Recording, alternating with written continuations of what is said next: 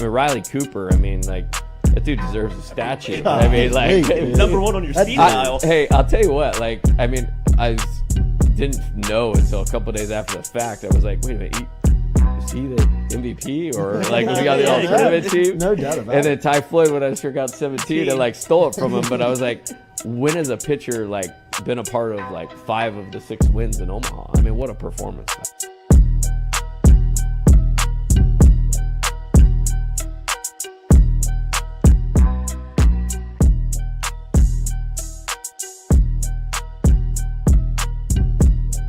Coach, it's great to meet you. Thanks, Jordy. Thank you for the time. Pleasure. Yes, sir.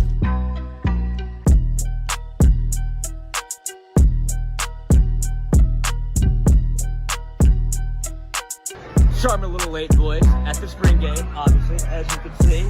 A couple of booze cruises here to do. Let's fit. Cruise. Grand salami to the boys. Finally back on track. And I got another one coming. Don't you think I don't?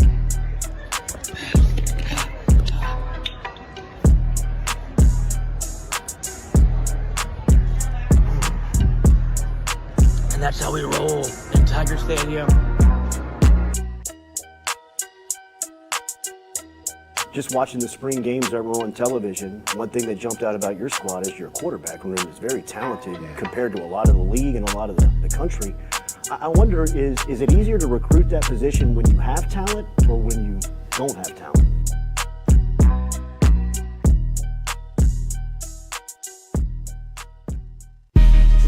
Coach Kelly, we're official. Finally, I'm get a telling chance to meet you. Thought I had to get a private audience with the Pope. There's Jordy. Monday through Friday from 7 to 9.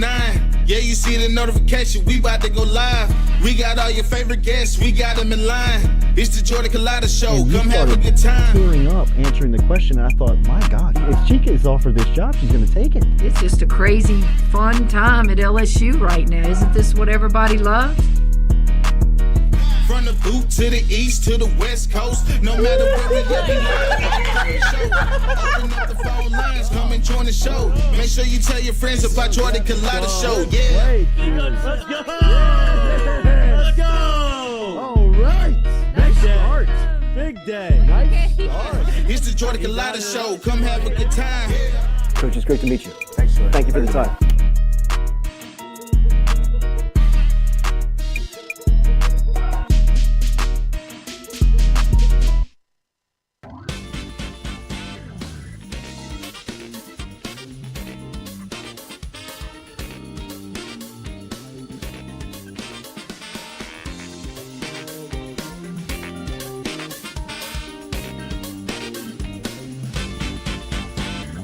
Welcome into a Friday edition of the Jordy Culotta Show, live here from our Click Here digital campus.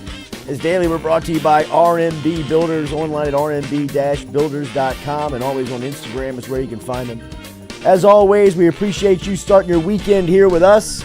We will have a Mintzy six-pack for you as Ben Mintz makes his return back here to the Jordy Culotta Show, where he will be a Friday regular, handing out his best bets of the weekend as we go back in the time vault on the show and bring Mintz back, as he was just hired back at Barstool Sports a couple of weeks ago. So we will have him back every Friday morning. Gosh almighty. Yes. We will also talk to Shea Dixon inside the studio coming up here at 7:30 this morning. What recruits will be in Starkville, what recruits took away from their first home game from LSU last weekend. Shea will be here at 7:30 this morning. And then our friend Taylor Martirano, who is a Baton Rouge local and is living out in L.A. now, and put together a documentary for the LSU Baseball National Championship run that has really been cool to watch. The show has been featured in it. Some local personalities were featured in it, so we'll talk to him about putting that together, producing that, and what the feedback has been. I've seen it everywhere, as it's a really cool run. It's about 90 minutes. Takes you back through the LSU championship postseason run to the Baseball National Championship. Speaking of baseball, schedule came out. Tigers are getting the national champs respect. We'll tell you who's on the docket for LSU as they try and repeat or defend that national championship. Oh, just let them play baseball. Brian Kelly was speaking to the media yesterday. We will have some of those sound bites as LSU takes off for Starkville this morning after last night's radio show and last night's press briefing. That'll be the last time we hear from Coach Kelly before Mississippi State and LSU kick it off at 11 o'clock. Make sure and hit that like button, share button, comment button as we get going here on this Friday.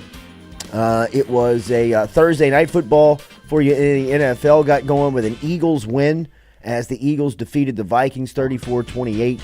Vikings now 0-2 on the season. Nice night for Jets. He had a fumble on a really good touchdown, which was would-be touchdown. Kind of would-be touchdown, bang touchdown. So it is underway as the Saints will be on Monday night, and they'll be playing the Carolina Panthers. Is it just me, or is the NFL the product has gotten worse because of the cameras have gotten better, where they review everything and slow it down to a point where it's, I mean, in 1999, that's a touchdown and you move forward. And do we have to get every call exactly right? I would say that more for college football. Okay, I was on this. I told you whenever they changed the rules of, like, the reason that they did that, whenever it's not going to stop with, like, the clock isn't going to stop for every first down, it was only to get more commercial breaks in. The game time is not slowed down at all. The only thing that's slowed down is the amount of plays you get to see. Like, Chip Kelly's about to have an aneurysm. He is freaking out about it because... Hope y'all are selling a lot of commercials. Yeah, hope y'all have a lot of commercial breaks because he was like, I've only run... Like, you don't think he charts the amount of plays he runs in a quarter or in a drive? And it is crushing him. I mean, and it's crushing the viewing experience. Everything that gets... Once it gets going, it's, timeout or a review or something. TV timeout. You got to get that TV timeout. Red hat. It is... Not the same. It's so start-stop, clunky, can't get into a rhythm, watch the game. I couldn't imagine trying to coach or play that. Oh, my God. I mean, like... Why are we stopping? I mean, stopping every couple of minutes and reviewing everything. The amount of reviews in college football, it's just... you can't get into the game. And I was watching the NFL last week, and I thought Dean Blandino... Or no, it was actually college football, and Dean Blandino was on the Fox call... Colorado, Nebraska last week, biggest number of the college football weekend, beat Alabama and Texas as far as viewership went.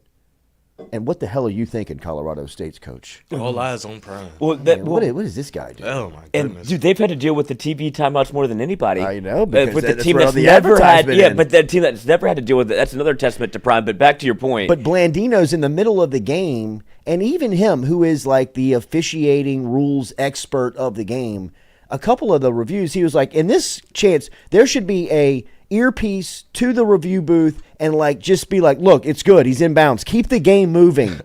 Rather than doing the 90 seconds, getting under the curtain, looking into the camera just to figure out that he did get a foot in. Like, somebody should be able to just call down and be like, it's all good. He got his foot in. Keep the game moving. I mean, to the starting, stopping, looking back. Where's the ball spotted? Where did he go out of bounds? Did he catch the ball? Is it a first down? Like, some of these things where you're sitting at home and you're like, yes, he got 2 feet in. Or, yes, it is a catch. Or, no, he fumbled. Whatever it is, where somebody in master control should have a direct line of communication to the head official and say, it's all good. It's a touchdown. It's not good. Whatever it is. Spot the ball at the 41. I mean, like, the amount of stopping is... It's just it's a terrible. It's Paul Revere hurting the product. Paul Revere figured it out faster than the NCAA has. Like, 1 for land, 2 by sea. Okay, all good. I'll let you know. Like, put the lantern up.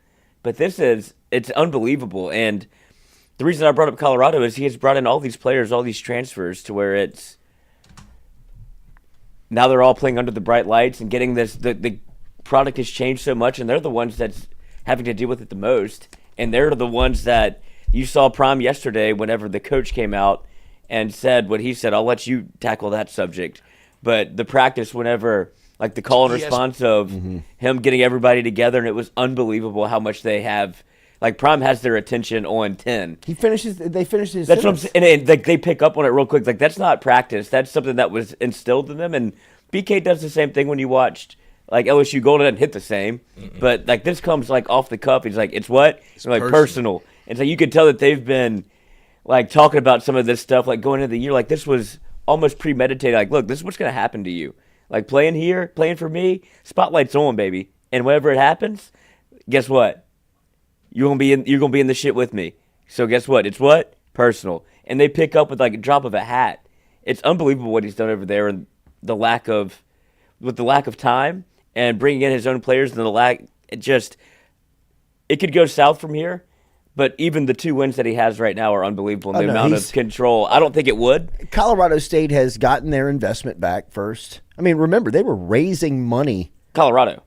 Colorado. Who did I say? Colorado State. Colorado. They're not going to get their investment back. No. Colorado has gotten their investment back. $28 million contract on Deion Sanders, which the athletic director admitted in the press conference when they introduced him that they didn't have enough money in the bank to pay. They went public with it and asked for donations, and like in a month, they had raised the money. Sold out season tickets. They're on TV every Saturday. They're pushing the biggest number. I mean, I agree. They could go 0 for the rest of the season, and it's a huge win already. Game day's there. But Jay Norvell, the head coach of Colorado State, poking the bear, says he takes his hat and his sunglasses off when he addresses people. That's what his parents taught him to do. Even something so minor, even though that's kind of like why would you say that to Deion Sanders, knowing how he's going to react and knowing what that's going to do to the rest of not only his team, to like the entire fan base. Because now, I mean, Deion's got the whole place on his back. He is Colorado. I mean, did you see the Colorado promotional commercial that ran during the game? Yeah, the whole thing is about Prime. It's Prime. The whole Colorado commercial, you've got the professors, you've got students, you've got people on campus, you've got the president of the university, all in like their setting saying like, Colorado is Prime. We are Prime. We are Prime. And at the end of it, they got Deion dancing. His face dancing in the middle of his team. I mean, like, smart. Great marketing. Embrace it. Pull it in. But I mean, like this, if you're Jay Norvell, like, you have no excuse. You're living in the state. You're an hour away from him. He started off the comment by going, I don't care if they hear this in Boulder. Oh. And it's like, I got the whole clip. Oh, yeah, but dude, run it when you can, because what do you think? Because I think there's a part of it that Colorado State used to be not what Colorado is right now, but they ran the college football there. Like, they had players that were pumping out that used to be a feeder school for coaches to go get bigger jobs. You could go down the list of people that have gone from Colorado State onto like Division I program jobs, and it feels like and they just built a new stadium, and it feels like, little old Colorado State. Yeah, I mean, trying to get these comments. Yeah, no worries. Trying to get it right. I mean, if Colorado State's head coach was looking to bring attention to Colorado State, which obviously he was, I mean, you don't make those comments and say a sentence like that, like, I hope they hear me in Boulder. Well, if you do, now you're making it about Colorado. This is going to be front page news. So you better, all eyes are going to be on the game. And if you wanted this opportunity, you better show up. If you're Colorado, do you start looking into the future and be like, are we investing too much in Prime because he could be going somewhere else already? You have your commercials based off of him. Everything is built around what he's bringing there. His son's about to leave. If you're a Texas school, if you're Texas A&M, you have got to be looking at Colorado. Texas, Deion lives in Dallas. I mean, he lives in Fort Worth. That's like his home. He could be the Cowboys head coach. If I am looking at what he is doing and what he can bring immediately overnight, and it's not even really about the players. I mean, it's more like the coaches, the interest, the fan base, the belief, the relevancy. I mean, all of it. Yeah. I can't imagine that there's not an AD in the country that is not sitting on a secure coach that can't be thinking, let's make a run. I need that. Like, let's go get that. Guy shows up with players, has the reputation within the coaching industry where he attracts talent. He attracts coaches. That has been, to me, one of the most – you knew he was going to get players. Like, you knew players were going to follow Sanders. His ability to immediately step into the coaching circle and, like, have Coach guys it. step away from head coaching jobs. His OC was the head coach at Kent State. I mean – Dude, think about the forethought of that guy. Be like, oh. I mean, this is where I need to be. Yeah, what's Kent State going to get me other, like being the head coach there or on the fast track no to doubt. success of being with Absolutely. Colorado? Absolutely. I mean, I'm going to be on TV. But that's going to continue to happen as long as he's coaching. And he's probably got the best player in the sport, Travis Hunter. Yeah, so he'll stay until He'll probably that. have to stay until Hunter and He can't because the waiver, and he can't transfer right again. because I mean I'm sure the NCAA is not going to give him any type of leniency. Yeah. But yeah, if might. you're too popular, God right. forbid. I mean the NCAA is looking at it like Jay Norvell is. Here's our opportunity to get a little attention. Yeah, piggyback. I Yeah, got the right. Jay Norvell clip right here. See what this guy has to say. Jay. Again, We're excited. Our kids are really coaches show. You know, we had to do a bunch of ESPN videos, and it was great. I loved it. But our kids came out of those videos really with a chip on their shoulder. They're tired of all that stuff. They really are tired of it. And I sat down with ESPN today, and I don't care if they hear it in Boulder. I told them I took my hat off and I took my glasses off, and I said, when I talk to grown-ups, I take my hat and my glasses off. That's what my mother taught me. So, you know, they're not going to like us no matter what we say or do. It doesn't matter, okay? So let's go up there and play. And so that's just how I feel about it. We're excited. Our kids are really Jay. He looks like the actor that plays the Punisher. He does. He does. He looks like somebody. I mean, I was he looks trying like the when guy I that was plays the watching it, I was Punisher. like, God, who is this guy? He looks. He's doing the panic meme from the Punisher where he sits down at the dinner table. Yeah. A Withers 30. That's why I'm glad he didn't get the Auburn job. He would shake up the SEC. Oh, it's coming. Oh, no doubt. No. He'll be in the SEC within the next 2 years. John Bernthal. John Bernthal. That's what he looks like. He does. Jeez. Oh, Andrew Messina, his sons are hilarious on social media. They're fun to follow, easy to pull for, all of them to succeed. you saw what I mean. Another person that has also skyrocketed is McAfee with his relationship with ESPN and making that change. He gets Shiloh Sanders on the show like not 30 minutes after it happens, and he's like, "Let me call Prom Son," and he gets him on the phone. He was walking out of practice going, "They done poked the bear again." Like he's walking out, they're just like, "Unbelievable!" It's like, why would you do this? Like now we have, and then you see the video coming out of Colorado, and then you can get immediately to like FaceTime with Prime's son, like who plays in the secondary. It's not Shadur, but they're all kind of cut from the same cloth. Like you could tell they're Dion's kids. And they have all of this personality, and they're not afraid to pick up the phone and be like, what is this man talking about? Why is he doing this? We ain't said anything. Right. Like, they're coming at us. We didn't do anything. That is kind of the most beautiful part about it. Mm-hmm. You know, I mean, like, this is a case study and a lesson in these types of personalities around sports when, I mean, really and truly, Dion hadn't called anything down. You know what I mean? Like, he hadn't really. He hasn't gone full Dion. Yeah, he hadn't put the bullseye on his back intentionally. Like he's like, I mean, we're not doing anything. We're not calling for it. Y'all are looking at us. It's a great way. I mean, he is winning the PR and the war on the field by it's not even close. And he's right now. like you said, he's only responding. He's not looking or seeking for attention. Like what comes with it is obviously if you beat TCU in week 1, a team that just went to the national That championship. validated everything. Right, and now it's real. Right. And then you play a Nebraska team where they did the retread, and I think Matt Rule is going to be a great college football coach again.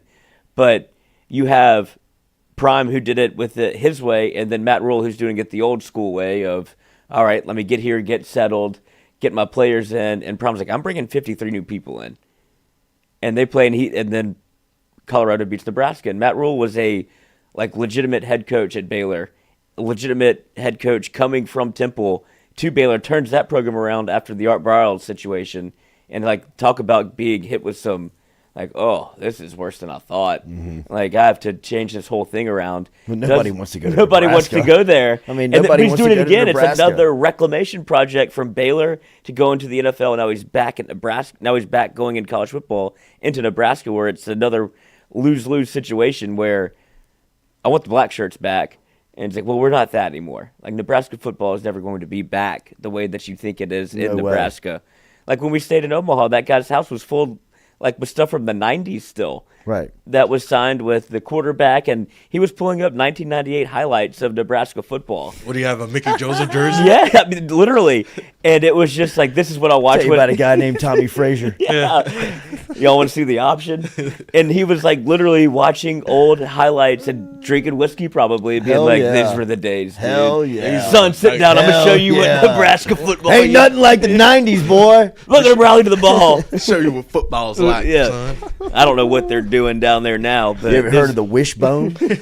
go back to it. But that's what Matt Rule has to take over, and you see like the two different coaching styles and the two different ways to approach it. I think Prom's way is one of one. Like, not anybody can pull that off except for him, and it just makes you wonder how often college football is going to go with the somewhat NFL model of like, oh, you used to coach here, come on back, Absolutely. like retread. Well, I mean, I think that The NBA is the most guilty of it, but Yeah. Oh, God. Stan Van Gundy, you want a job? Come back. Go back. well, I mean, the NFL has gone so much younger over the last 8 years of hiring. Really, like, I mean, and more, kind of names that are off the board. Guys that you're like, who is that? It's like a quality control quarterbacks coach, position guy that's just around the right program, just around the right play caller. I mean, how many guys have Sean McVay gotten jobs for? I mean, it feels You like saw one last night. It feels yes. The Vikings head coach. And Sirianni is he an Andy Reid disciple? I think so. Yeah, he was the defensive coordinator. Nick Sirianni. What a guy. He Eagles are loaded. Well, Eagles almost had a fight last night. They did. I mean, I wouldn't try to fight AJ Brown. Man, Jalen Hurts he's right there with him. I mean, think about where Jalen Hurts has been. No doubt. Like he had to man that He's a locker weight room warrior, I mean, like, what 3-time high school Powerlifting. powerlifting champion. You could, I mean, that dude is Yeah, he's the way he moves a pile on a quarterback sneak. yeah. Drive. See, watching that makes me so upset about LSU. Like watching the Eagles run quarterback sneak inside the 2-yard line, and they just get it every time. Like, why can't LSU do that? Why didn't LSU? They're built do a little that? different. Yeah, I get it, but like that's like probably that's the first play you learn in football. Well, and the thing that is gone from football is Under center. under center. I mean, really. But that's still like first. That's like day one stuff when you Stewart- start playing I mean, football. my Stuart son, Nuss did it against Grambling. I don't know why Jaden can't. my son is in 7th grade right now and plays quarterback. And if you asked him to take a snap under center, He'd lose his mind. well, it would be nerve wracking. I mean, just because they don't practice it, they don't do it. That's so It's something that is being lost in football. I was speaking last night to the St. Aloysius Men's Club. Shout out to the crew over there, William Biasat, Carter Fourier, and the guys. Great room. Great. I mean, the room is huge now. It's crazy over the last couple of years the way it's grown. But we were talking about that. I mean, a little bit of the chat got into that of, just we had gone back to the series, the opening drive, the offensive drive from the Florida State game, where you've got 6 plays inside of the 5, and you don't take one under center. I mean, like, think about that. I mean, the lost ball's art. spotted at the 2, you catch the snap at the 6. Yeah, I mean, just putting yourself behind the chains, regardless. and that's not just LSU, and That's it's not everybody. just college football. It's happening at the youth level. It's happening on, fields that are, people are starting football on. It's just you rarely see it anymore. You can't just line up and just run at anybody, which is why what Mississippi State is doing is so stand out. It makes it so – because when you look at Mississippi State play, when you watch them, and I watched them a little bit and just went back and watched some YouTube clips, they definitely don't do what their personnel is set to do. Right. Like they're just making a total overhaul and change and just saying, I don't care what the best skill set is of the team. I don't care what you were recruited to do. This is going to be the identity of Mississippi State on offense, and they're just kind of shoving it in. You know what I mean? Like they're not making sure, but They're running the ball on 3rd and 6. yeah, it's weird. It's strange. Mississippi State and Florida run similar offenses because of So- they both coaches come from Mississippi State's offensive coordinator. Obviously, is from Appalachian State. And obviously Billy Napier at Florida. They run similar offenses. Like if you watch their offense, it looks like a Sunbelt offense. Like it looks like stretch zone, play action passes, that's their 2-man routes, like screens, like fake screen this way, receiver screen this way. Like it's a lot of like I it's a thought lot of eye LSU was dressing. kind of looking like that when their passing game in the first game. Everything was long routes. Yeah. You know what I mean? Rather than that, only the play to Mason Taylor, which the book is out on, Jesus. was really kind of the quick throw that they had. There was no screen. There was no. Aside from the first play, that was the only Which was beautiful. but that's what got. And he had 2 people open on that play. Yeah, he did. You could tell where the ball was going the whole Yeah, way. That he was did. designed to get to And one person. Bradford, he's a step away. Yeah. I mean, Well- really, he gets shoved out. That drip. but that play almost feet works up. against them because you have that play, then it goes. We're all the way back to. Yeah. This offense looks like it did week 3. It was last almost like year. they expected that play to score. Yeah. Yeah. It was After like, that- Dude, you're Oh, no. absolutely right. oh no, Did that's they like, go for it twice? you're at the 8. Like, what do you got? What you got? Like, Call that Mason Taylor Taylor play. Oh, he didn't get in. Like they thought he was gonna. You're right. No dude. doubt. he was like this. 'Cause they panicked a he little had bit. the first 15 ready, and he was like, Well, I mean, this what play's happens gonna to the score. first 15 if you get inside of the 10? Oh, you Well, you gotta get- go you- away from Right? that. Like, I mean, do you blow the first 15 up? You don't Yeah. blow it up, but you. But go I mean, away. You I go back would- to your red zone. You I got would to go to think your that red zone you chart. if you're really planning and like you meet some of these coaches in the details, you're like, oh my god, That whiteboard's It's full. like, that's microscopic, man. Yeah. You got to imagine that if you have a play built in like the Florida State opener, you got to be thinking like, hey, look, this thing could go, but if it doesn't, we might be inside of the 10 or the 5. What now? Yeah. Like what? Because that's a type of play where you're like, hey, get on the ball. Yeah. Like if he gets tripped up at the 8, 7, 5, We like gotta go. get We gotta on go. the line, like because Florida State's probably thinking, oh my God, we haven't even gotten off the bus yet. Right. We're inside the 5-yard line, but that's where I mean, like I got to be honest, like when I was watching that, I was uneasy Same. about LSU. I was like, oh man, This is bad. this does not look good. Like this should be an easy like 2 or 3 play drive and score, touchdown. but just didn't. And Well, then you could tell how badly they wanted to put 7 on the board because I'm not against going for it there, but it did seem a little disheveled right after that play to where it felt like they almost gave up a big play, like on offense, where like, all right, we got to settle back in, and they just kind of settled into the flow of the game, and Florida State got settled in. Then you go for it on 4th down, and you talk about not being able to run a quarterback sneak or anything like, or get under center. That's where all of that comes from, right? Like you have a 4th and short, and you're running pin and pull to, oh no, I'm gonna get sacked, and it's if you could just line up and play bully ball for a second, like you still have to have that in your back pocket. And LSU, I mean, we were talking about Noah Kane when you saw him in the path. Whenever he stood up at the end of the episode, you're just like, give it to him. I mean, he can't get you a yard. He you would looks think like that would Adonis. be a short yardage back. Him Yeah. and Caleb Jackson. Like, Right. Yeah, you don't want to put Caleb Jackson in that yeah, moment. freshman. Right, like 4th down, your first play is going to be a 4th and 1 carry. But I mean, 2nd and goal, Yeah. I'd run him out there. Yeah.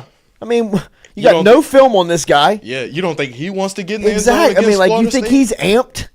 Like, hand it to him right now and see him running downhill. And I think to make this a positive thing, everything that you saw there, I think LSU is obviously seeing, and they've learned from. Like it feels like You would hope LSU so. is kind of turning the page on. Who did Brian Kelly talk about? Oh, Deshaun Womack's like, oh, you'll see him in the Yeah, game. Like right. you start seeing him realizing, like, Right. I gotta okay, play my dogs. Get him out there. get him man. out there. Like and if you don't play Florida State the first game of the year, then you don't have to worry about any of this. Doesn't seem like, oh, he's realizing, or oh, he's just now putting this in. I think it's a maturation process where it's like, okay, he's ready. He doesn't want to put anybody out there that's going to look absolutely lost. Like, I know he's talented. That's not the question. It's a matter of, okay, I've seen it in practice enough to insert him now. Like, he might be the better. He's probably always been the better player, but now it's okay. I'm comfortable. He's comfortable with going out there. Let's do it. Talking about Womack? Yeah. Remember our friends over at Oshner Andrews Sports Medicine Clinic. Whether you're a pediatric patient, a high school athlete, or a member of the Saints, Pelicans, weekend warrior, or a senior citizen, Oshner Andrews Sports Medicine makes sense for all of us. Online, oshner.org/sports medicine to learn more. And remember, we remind you, if you're a high school football player, high school athlete, parent, get out there on Saturday mornings. If you experience any type of injury, you think you're injured, you just want to have a professional over at Oshner take a look at your injury. You can get over there from 8 to 10:30 over at the Grove Complex on Bluebonnet for Oshner's Saturday morning medical opportunity with our friends from Oshner. Oshner.org/sports medicine to keep up with them. Here's Brian Kelly yesterday talking about a couple of guys and their availability, including Mason Taylor and Omar Speights, going into tomorrow's matchup versus Mississippi State. Mason is made progress. He was out there today on the ground running. So, I mean, I think we had him at questionable. I would say he's a game-time decision. So where is that? I think he's still questionable. We're going to have to see him move around and see what he looks like in pregame. Omar is not as far ahead. We're going to bring him. We're going to dress him out and see what he looks like, but I'm less optimistic about him. But we'll see what happens. He's still got 48 hours, and if he can make the same kind of, progress that Mason did, we got a chance. But I would say he's probably more in the doubtful range, using the scale that I've put out there. Yeah, I mean, we like how hard he hits it, right? I mean, to me, you're fighting for the 25. You can fair catch and get to the 25 every time, or you can fight to break a couple of tackles. And we like his physicality, his ability, to break a tackle. You break a couple of tackles on kickoff, return, you got a chance to get that thing out into some pretty good. He's talking about Caleb Jackson right there at the end of that bite. Here's more from Kelly. Shea just walked in. We'll have him step onto the set here shortly. But here's Kelly yesterday talking about with Speights possibly out, who steps in and how it affects the plan for Harold Perkins. No, we'll activate Wes Weeks, Whit Weeks, Greg Penn, Christian Braithwaite. Those will be the guys that will work the inside. And then Harold will obviously be the guy that we move around. Awesome. All right, Figured it out. Shea Dixon coming up next here. Jordy Culotta Show. Come right back with us, as always, live here on Click Here Digital Campus, where we have 20,000 square feet of space every day, coming up with full digital marketing plans for companies around the country. If you want to learn how you can change your bottom line, if you want more clicks on your website, if you want your phone to ring more, if you want more foot traffic, let Click Here handle all of that for you. You can email me directly, Jordy@clickheredigital.com, or log online, clickheredigital.com. Shea Dixon next. Come back with us.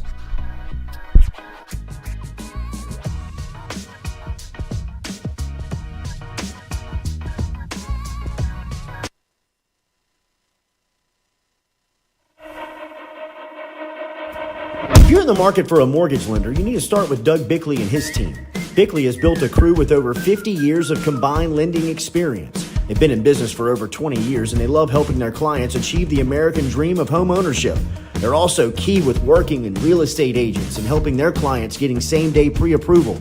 They average about one buyer a day getting them in a home. If you want to get in touch with Doug and his crew, it's easy. Call them 225-214-5154. 225-214-5154. Go see the Bickley team today. They're located on the corner of Coursey Boulevard and Sherwood Forest right here in Baton Rouge.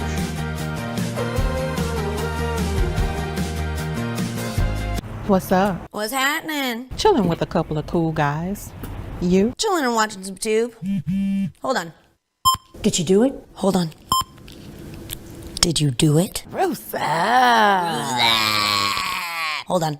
Roof's up. Roof's up! Roof's up. Hold on. Hold on.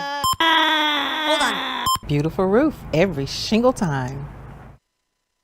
True. True. At Auctioner, we know healing is a team sport. That's why we've partnered with world-renowned orthopedic surgeon Dr. James Andrews to create the Auctioner Andrews Orthopedics and Sports Medicine Institute. Whether you're a professional athlete or a weekend warrior, our team of specialists are dedicated to getting you back in the game. So whatever your reasons are for reaching your personal best, we've only got one. You. Auctioner Andrews Institute. Long live you. Are you looking for sound financial advice? Then get in touch with Daniel Newman of Edward Jones. You can call him today at 225-261-8262 or email him daniel.newman@edwardjones.com. If you're planning for retirement, saving for college for children or grandchildren, or just looking for sound investment opportunities, get in touch with Daniel today, 225-261-8262, located on Magnolia Square Drive in Central. Daniel Newman of Edward Jones.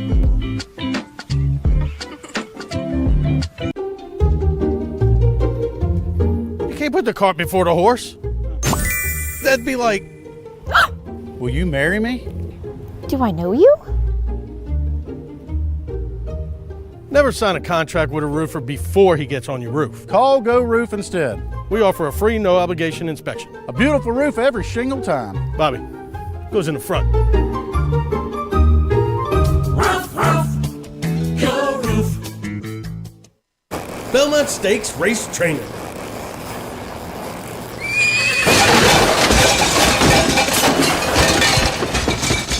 I'm sticking to roofing. Roof, roof, Go Roof. Kentucky Derby Training.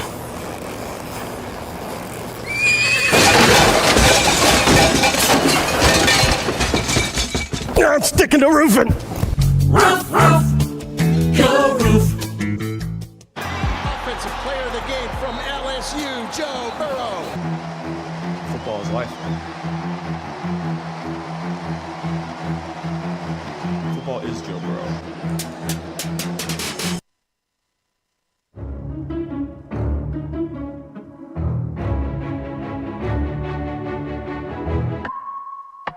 You have found the Jordy Culotta Show. Who knew I would make it this far? They hated, they never believed me. Yeah, I would never drop the ball. I know I make it look easy. Yeah, Mayweather with the defense. I don't care what a critic got to say. I got them picking up the pieces. That mean you really playing with your life. I'm about to come and run it all back. I'm the new era, about to snap back. You ain't fitting for it cause you all cap like. Hold up, I shoot my shot. Wait, hold up. But the Pope is Jordy. When it go up, moving fast, already gone. Yeah, but you bringing me back. Try to double cross me, dog. Just let me relax. Stop assuming what we doing. The Jordy Culotta Show, brought to you by Click Here Digital.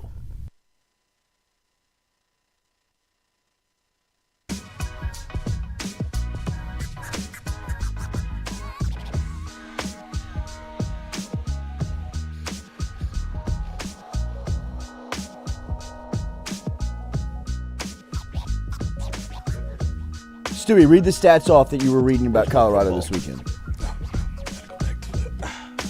We were talking about the attention that Colorado is getting this weekend. First time ever, Big Noon Fox Big Noon Game of the Week, whatever they call it. Big Noon Kickoff, Urban Meyer. First take, 60 minutes. The Pat McAfee Show and College Game Day will be in Colorado this week. Dateline. I mean, like Chris Hansen. 60 minutes.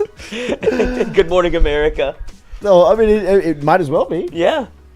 It's amazing how much time, I mean, just the attention overnight that they've got. It's awesome. The first time that they've shared a set, right? With Big Noon Kickoff and College Game Day both going through the same thing. You've seen SEC Network. I mean, they might as well have gone there, too. I know it's not an SEC game, but, yeah, but I mean, why not? There. Now that Manhunt's over, Dog the Bounty Hunter's price. Got him. Do you think this is a Little Rascal scenario where you could have found another small person? No, I don't. Shea Dixon from On3. He's here every week. As always, we're talking a little bit about recruiting, football, season, weekend. The weekend's kind of blah, really, from a game stand. Isn't that when the crazy stuff happens? It's usually when the wild stuff happens. Nothing, and then everybody usually when the wild stuff happens. All the good games are at noon, which is awesome. 11 o'clock our time. Bama's going to South Florida. Did I read that right? Is that right? So Google that for us, Stewie. Let me get it in there. Alabama at South Florida, 2:30. Why are they going to South Florida? Oh God, what They a must trap have game! had some type of recruiting promise to somebody. Yeah. Like, I promise we'll come back and play here. Who's the best player from South Florida? Yeah. I mean, like, find out who that is. This is Travis catching up on Hunter. Calvin Ridley. Yeah, right. 8 years later. Jeez, they do go to South. That is weird. That is At strange. 2:30 in South Florida after a loss to Texas On ABC? Oh, Saban knows it's a couple. Something's players, up. It's a couple players on South Something's Florida up. I might want to see. he might have scheduled that last week. I need to change this roster. Shea, good to see you. Good morning. Good to see y'all. Last week was a big recruiting weekend, right? They did. They had almost 100 kids in. So Wow. that's a big deal for a non-con game, season opener, all that. A lot of kids, obviously, or everyone, is starting high school football season. So sometimes it's a little tough to get everybody in this early before bye weeks and all that. But it was a pretty nice list. Notables? There were a lot. I'd say that, Gabe Relaford out of Evangel is committed to A&M. We've got him as a top 5 player in the state on On3's, a D lineman. They didn't sign any D linemen last year. They just signed a handful of edge rushers. So he's a big target for them. Now they're going to have to flip him. But committed to A&M and making that visit, at least with family and coming from Friday to Sunday, you've got some kind of interest. There's some interest there. So the door's not shut. I did say, actually, that kids are waiting on bye weeks. Duncanville had a week 3 bye, which is odd. But that gave DeCorian Moore, 5-star, and Caden Durham, the 4-star running back for this year, a chance to come in. They hung out, had a bunch of the commits there, had a bunch of future kids there that they've offered. It was cool that James Simon, who is one of the best running backs in the state, top 10 running back in the country, his dad is a coach at Grambling State. So he got to show up as an LSU recruit and then watch his dad coach. It was funny that BK took a picture with all the commits and kind of top targets out on the field. And everyone's in there, purple and gold, and he's in his Grambling. And someone tweeted it out. Someone was like, "Who's the kid in the Grambling?" I was like, "All right, chill. It's dad's coaching today." And an LSU target. Yeah. So, BK slipping. This kid's going. You let him get in the picture? Going to Grambling? Obviously, Duncanville's loaded. Yeah. And I saw this week where DK Moore, he was going to Texas. Yeah, is that how big not is it? Surprising? You're like 2 years out from signing day, Golly, and his whole This family's is gonna be brutal with him from right? that area. So there would be no way he's not. Texas is selling a March Manning. Yeah, going there Ugh. to cruise in and hang at some point. How surprised were you to watch teams like Florida State versus LSU, Utah versus Florida, Texas versus Alabama, Miami versus Texas A&M, even North Carolina to South Carolina, how these rosters have changed so fast in college football where, look, I thought Texas was better than Alabama in certain positions. Obviously, Florida State was better than LSU in certain positions. Texas A&M was not as good as Miami on the offensive line and defensive line. How? Those are some things that are non-portal related. Bama was supposed to have one of the best O-lines in football. They look shaky, and that's kids that they've recruited and developed. And A&M the same. I mean, A&M's taken like every good D lineman for 3 years in a row, and they looked awful. But then you look at a team like FSU, even LSU, the portal can help you in a big way. Mm-hmm. We're still very early in this season.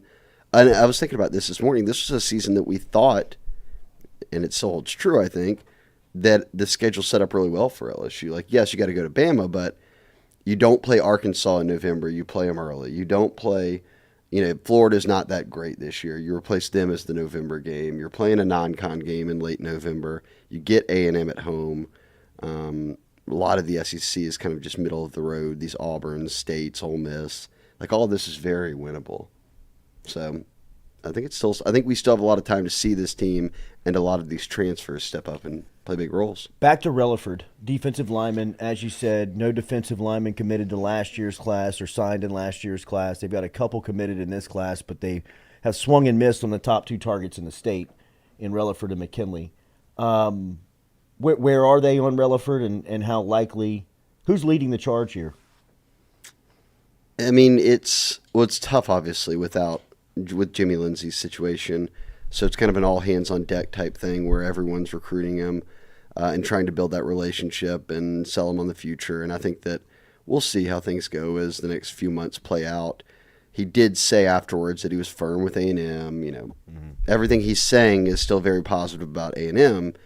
I think when it comes down to it, can LSU make enough of a pitch to flip him? And maybe that comes down to how the teams look during the season. Like sometimes if A&M's wheels fall off and LSU's playing very well once again and gets to 10 wins, it becomes a bit more appealing, I would think, for both he and Dominic McKinley. But I think what we have to look at here, too, is that these kids are committed to Texas and Texas A&M. With Texas coming into the SEC now, I think those are going to be the two schools you're going heads up against a lot because they've got some NIL money. They want to recruit Louisiana. It's a border state.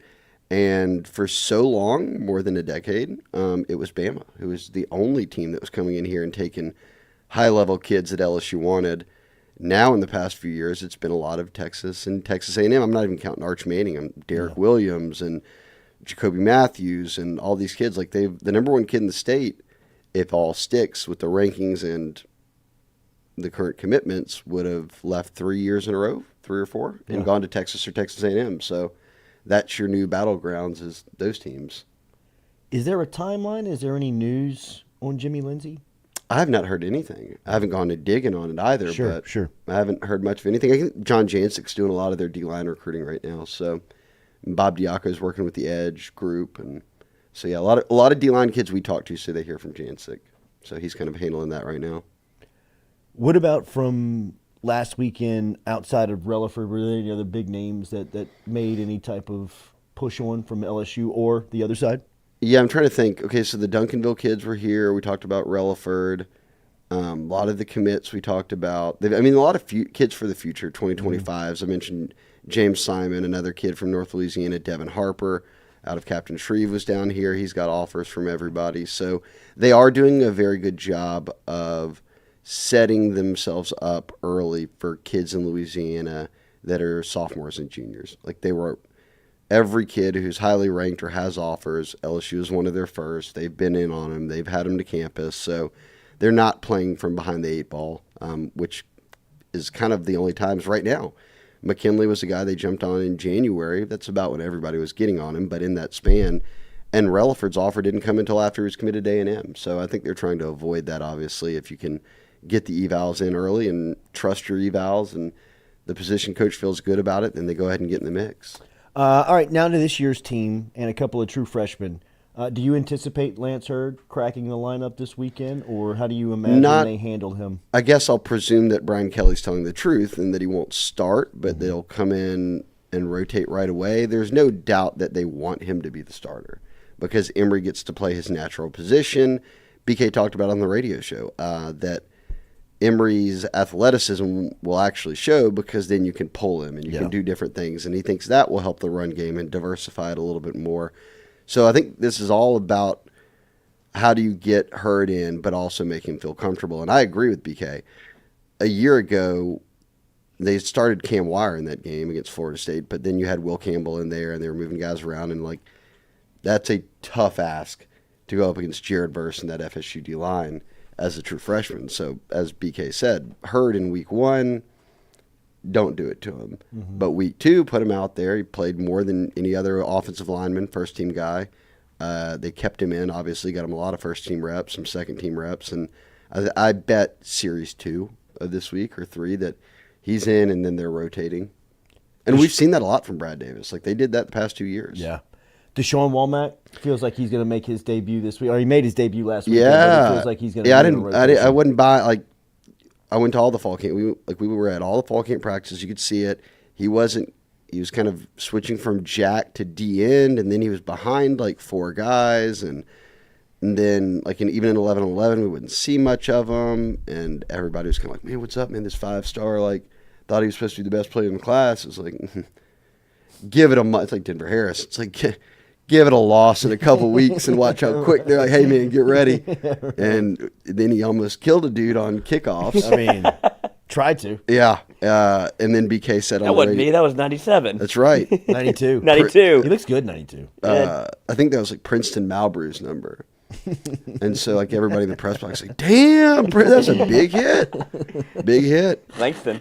But no, BK said at his radio show last night, something like, I'm ready to get ready to see some Deshaun Womack. I was like, oh yeah, let's go. Right. Yeah. No. Put him out there. He had a couple of comments yesterday where you're like, he's about to play him.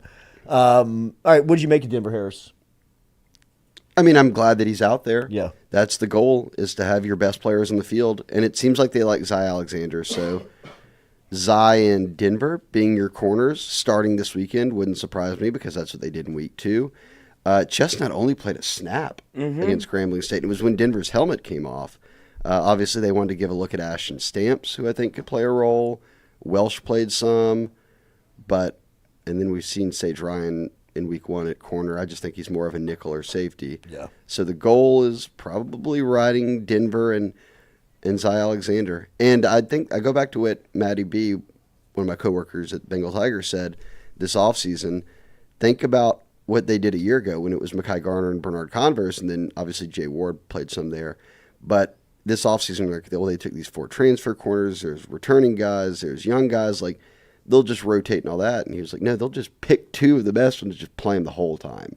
And I think that's what we're headed for, is if you feel good about Denver and Zy, then they should be out there every single rep. Do you think that he thought it was going to be J.K. Johnson at one of those spots? Obviously, he gets announced with his injury. He's out for the year. Someone asked that. We both kind of thought that maybe he would be a backup. But, I mean, he started 5 games for Ohio State a year ago, and they went to top 100 the playoffs. Guy. Yeah, he was a top 100 player, played for Steeples in high school. So there's a familiarity there. I just thought that there's only 2 spots. I thought Denver had one of them. So then he would have to beat out everybody else. And I just had the hunch that Zy was probably a guy that came in and has a lot of game experience. But that would have been a case where you could maybe have rotated some guys in because they have a little bit of experience. Now, your rotational pieces would be, beyond a Deuce Chestnut or Sage, a true freshman like Ashton Stamps. With Mason Taylor's status this weekend, and it looks like he's going to be a game-time decision. Yeah, that's not good. I agree. I don't know what that's a staple of your offense, as we've been talking about. And the quarterback security. You can tell. I mean, he feels a lot of security with Taylor.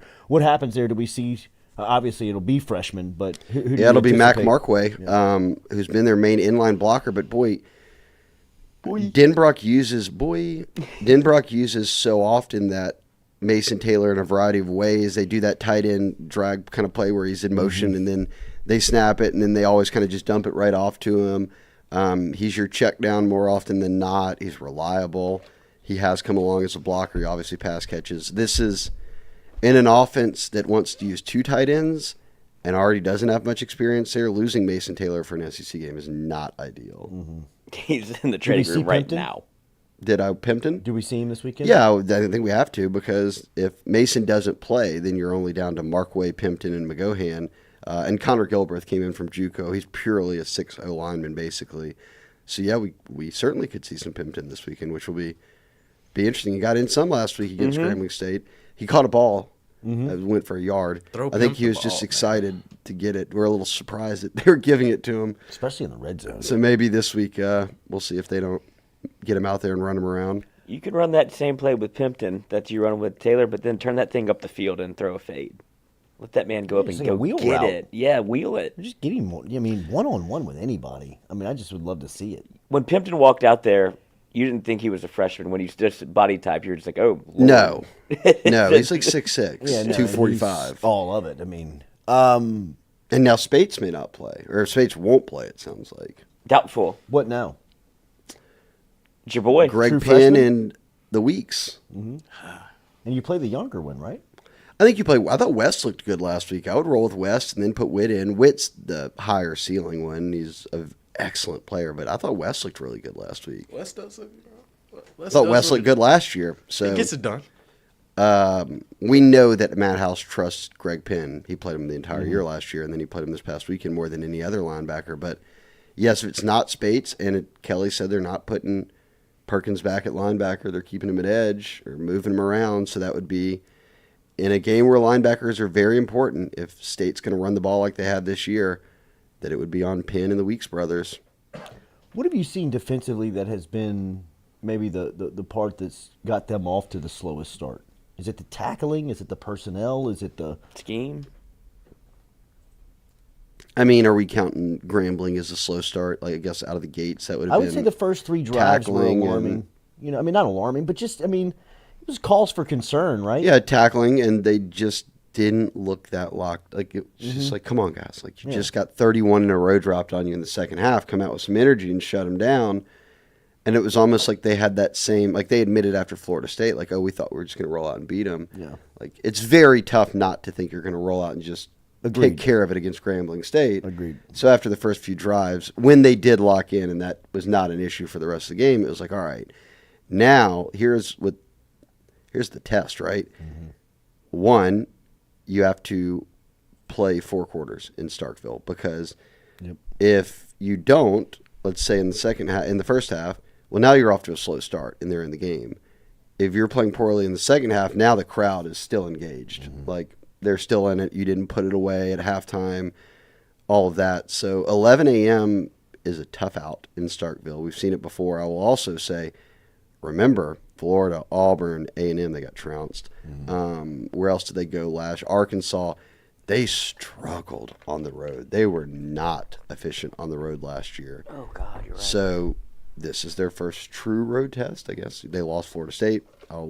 Let's call it neutral. But, boy, they were not good on the road last year in SEC environments. What's your feeling on the quarterback through 2 games? It's Jaden. You're not changing right now. I don't think so. I think that the only difference in the quarterback this year is that if you do run into a game where Jaden's banged up, and he was banged up this game, like Arkansas, Auburn, games where it was like, man, y'all should be up, and he's just not playing well, you'd put in Nuss. You weren't doing that a year ago. Yeah. You are now. Like, he can go right in, and you're not missing a beat. Do you expect them to have? Do you want something on that? I was about to say, what's changed? Just another year? Oh yeah, and we've seen Nuss now, right? Well, and I think that the supporting cast is different. You could play more suited to what Daniels does best with a defense that you could put a load on and say, carry it for a while. Yeah, well, and 2, beyond Nuss maybe not being like they had to play Daniels because the O-line was kind of in bad shape. He was your offense in like 8 of the 12 regular season games. So, right. Butte was nowhere to be found. It was like you had to play Daniels. And now you're playing him because he's your best option, but we've now seen enough from Nuss, and he's grown enough that I think no doubt they would put him in if Daniels is struggling.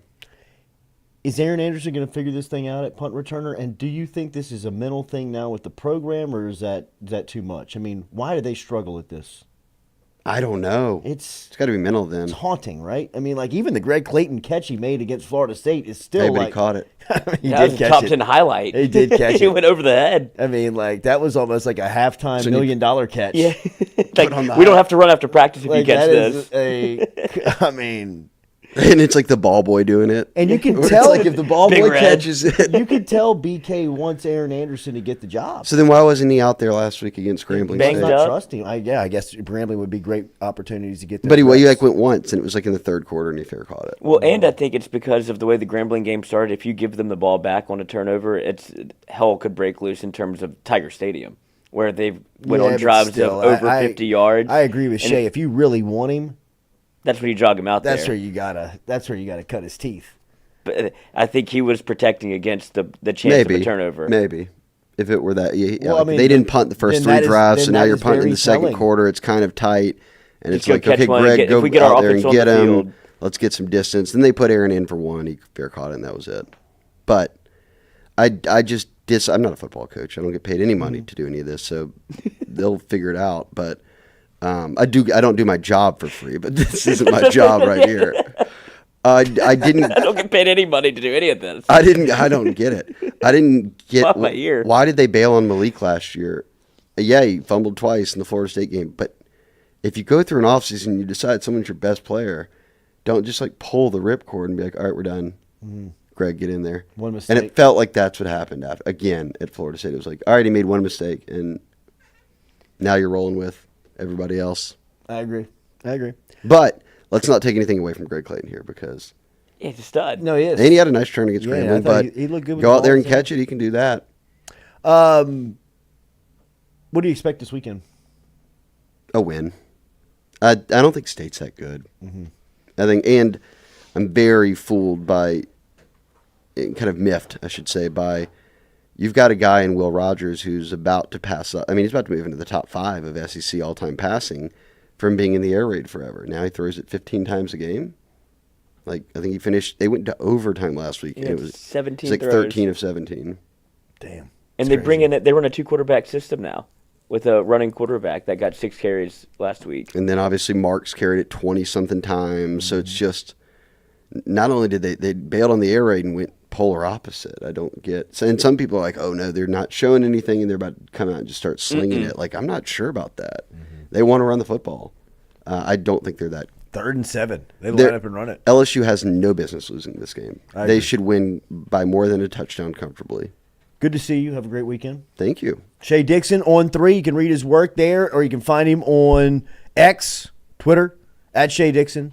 Remember, Daily, we're brought to you by Katie's Restaurant. Katie's is located down in New Orleans. Stop in and see them for great New Orleans favorites. You can also stop in and see them on Sundays, as they've got new hours, 10 a.m. until 6 p.m. They just installed 6 new televisions, which means that you can stop in there, a little pregame, postgame, if you go to the Dome, or a great place to post up and watch Sunday football over at Katie's in Mid-City. Located on Iberville Street, katie'sinmidcity.com. Yeah, I think I'll be out at Zachary St. Aug tonight if anyone wants to holler. And Catholic U Highs tonight, too. Yes. But Sam's going to that game, so.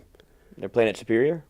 No, it's home and home. This Zachary St. Aug is... It's a big game. That's what we said. They're playing it at Zachary? Yeah, and Tradez Green has been crushing it since he got to Zachary this year. Wait, real quick, how about Juwan Johnson? Yeah, he's going to on pace to break Brock Berlin's state record for most total yards in a career, which is a little short of 14,000. Damn, I thought that one was untouchable. You get untouchable. That's what a lot of people thought, right? I mean, damn, that was... And he tweeted yesterday that he's like, kind of would like to get some touches on the offensive side of the ball in college. He's seen everything that's going on in Colorado. I'm not saying he's going to Colorado, but he's seeing that people can play both ways. He's like, I'd like to touch the ball more than just if I play defense. Sweet. Me too. Yeah, do it. All right, Eddie Kinnison next He's here on the electric. Jordy Culotta Show. As always, we were built by R&B Builders.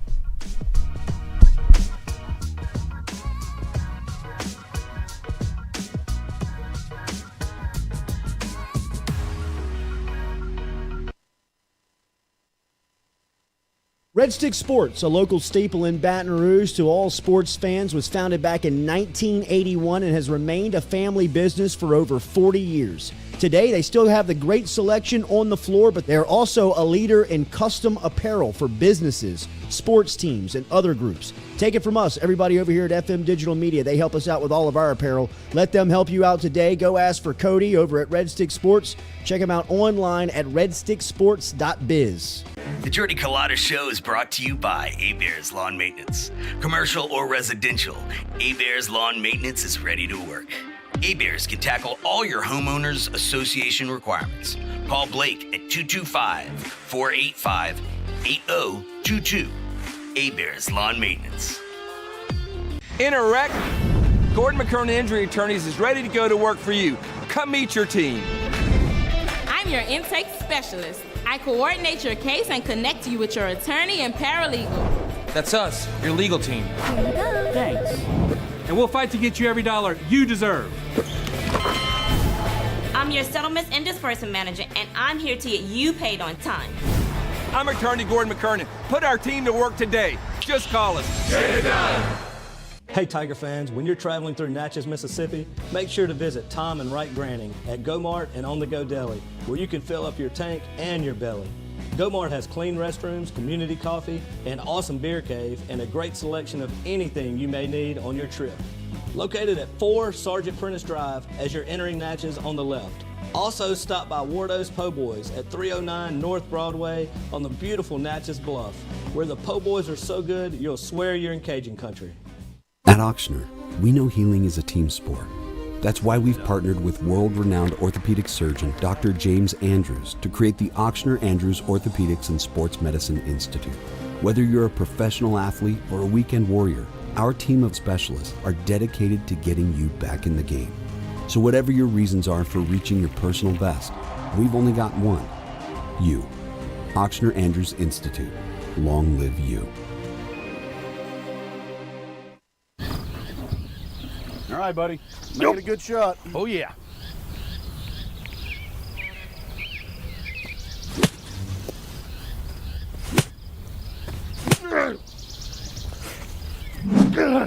Sticking the roof in.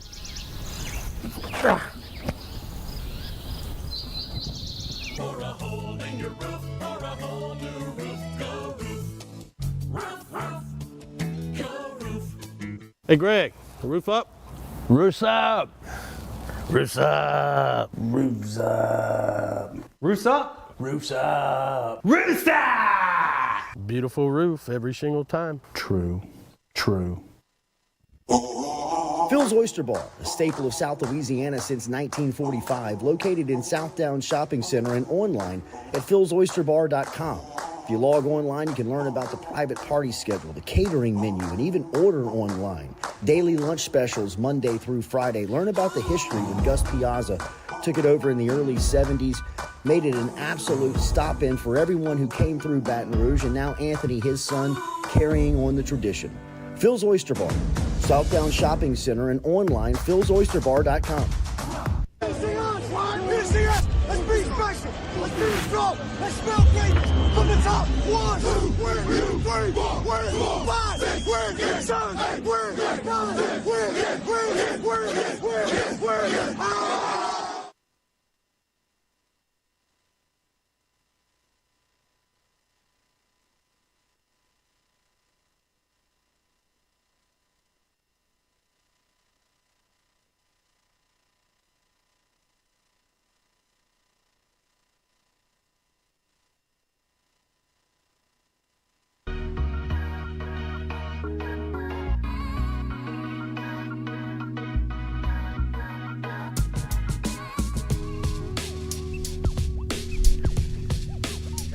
Welcome in.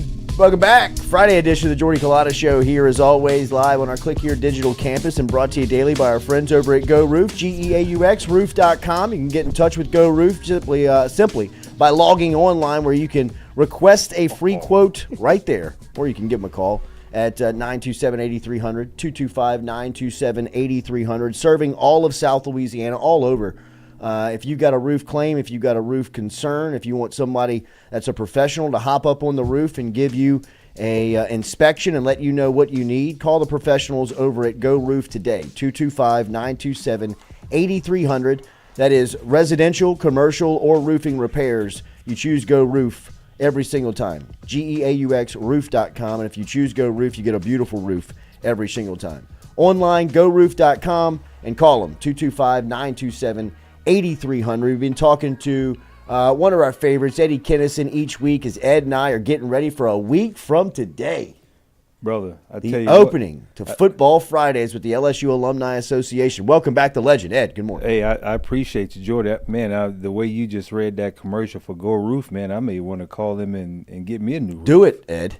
And tell them you heard it here on the show. That counts. I'll give you hear that, Go Roof? I'll give you your cut, Ed. Speaking of punt returners, the best. You got one more in you? I was going to ask you, Eddie. How mental can that position become, right? Because in a team sport, rarely are you isolated like you are on as a punt returner. I mean, you're standing by yourself. Yeah, brother. Is it when you watch LSU struggling at this? What do you see? One of the greatest to ever do it. Like I want to suit up and go back there myself. Yeah. And and that starts punt return, man. It starts with mentality. You have to go out and you have to either find someone who's a dog and understand that the process of, I have to trust the other 10 guys that are in front of me, and no matter what's coming, number one thing is just simply catching the ball. Mm-hmm. And I say simply catching the ball. I mean, it's a task, right? You have to, the ball flies, in so many different directions and angles and wind. I mean, it's just like, you playing golf. You have to be able to look at which way the wind's blowing. You have to know if the kicker is right-footed or left-footed. You have to know, the distance that he averages. All of these things come into play, and you have to be a dog. You have to be a dog at that position. I mean, you have to have some at every position, but in particularly being a punt returner, and you have to be a little insane. Yeah, because there's the like infamous story of Pac-Man Jones in the NFL had 96 straight punt returns without a fair catch. Like, talk about being a dog. Like, I don't care what's about to happen. I'm getting this, and then I'm either going or I'm getting hit, but I'm holding on to the ball. Yeah, man, you have to have that mentality. And as that mentality also, is engulfed in you, you have to practice at it. You have to get, jugs at practice. You have to practice with, your punters at practice. I mean, everything, I know Allen Iverson said practice, but this is something that you have to practice at, right? You have to practice catching the football. And if you don't have the proper technique and the proper coaching to be able to catch those balls, brother, it's going to be a long season for everybody. You were one of the best to ever do it in college football. You played with maybe the best to ever do it in professional football. What was it like watching Dante Hall? Brother, it was a treat. I promise you. Everyone, they got to see him on Sundays. I got to watch him practice to get ready for Sunday. And when you look at someone and you see the way they play, you know that that's the way they practice. And Dante Hall practiced exactly what you saw on Sundays. He practiced the same way. He was electric, Ed. Brother. I mean, I think there's Dante, only a couple of y'all on the planet that you could count on at that position making a play. You were like that in college. I mean, I remember being like, he's got to house this thing for LSU to win. Yeah. And he'd do it.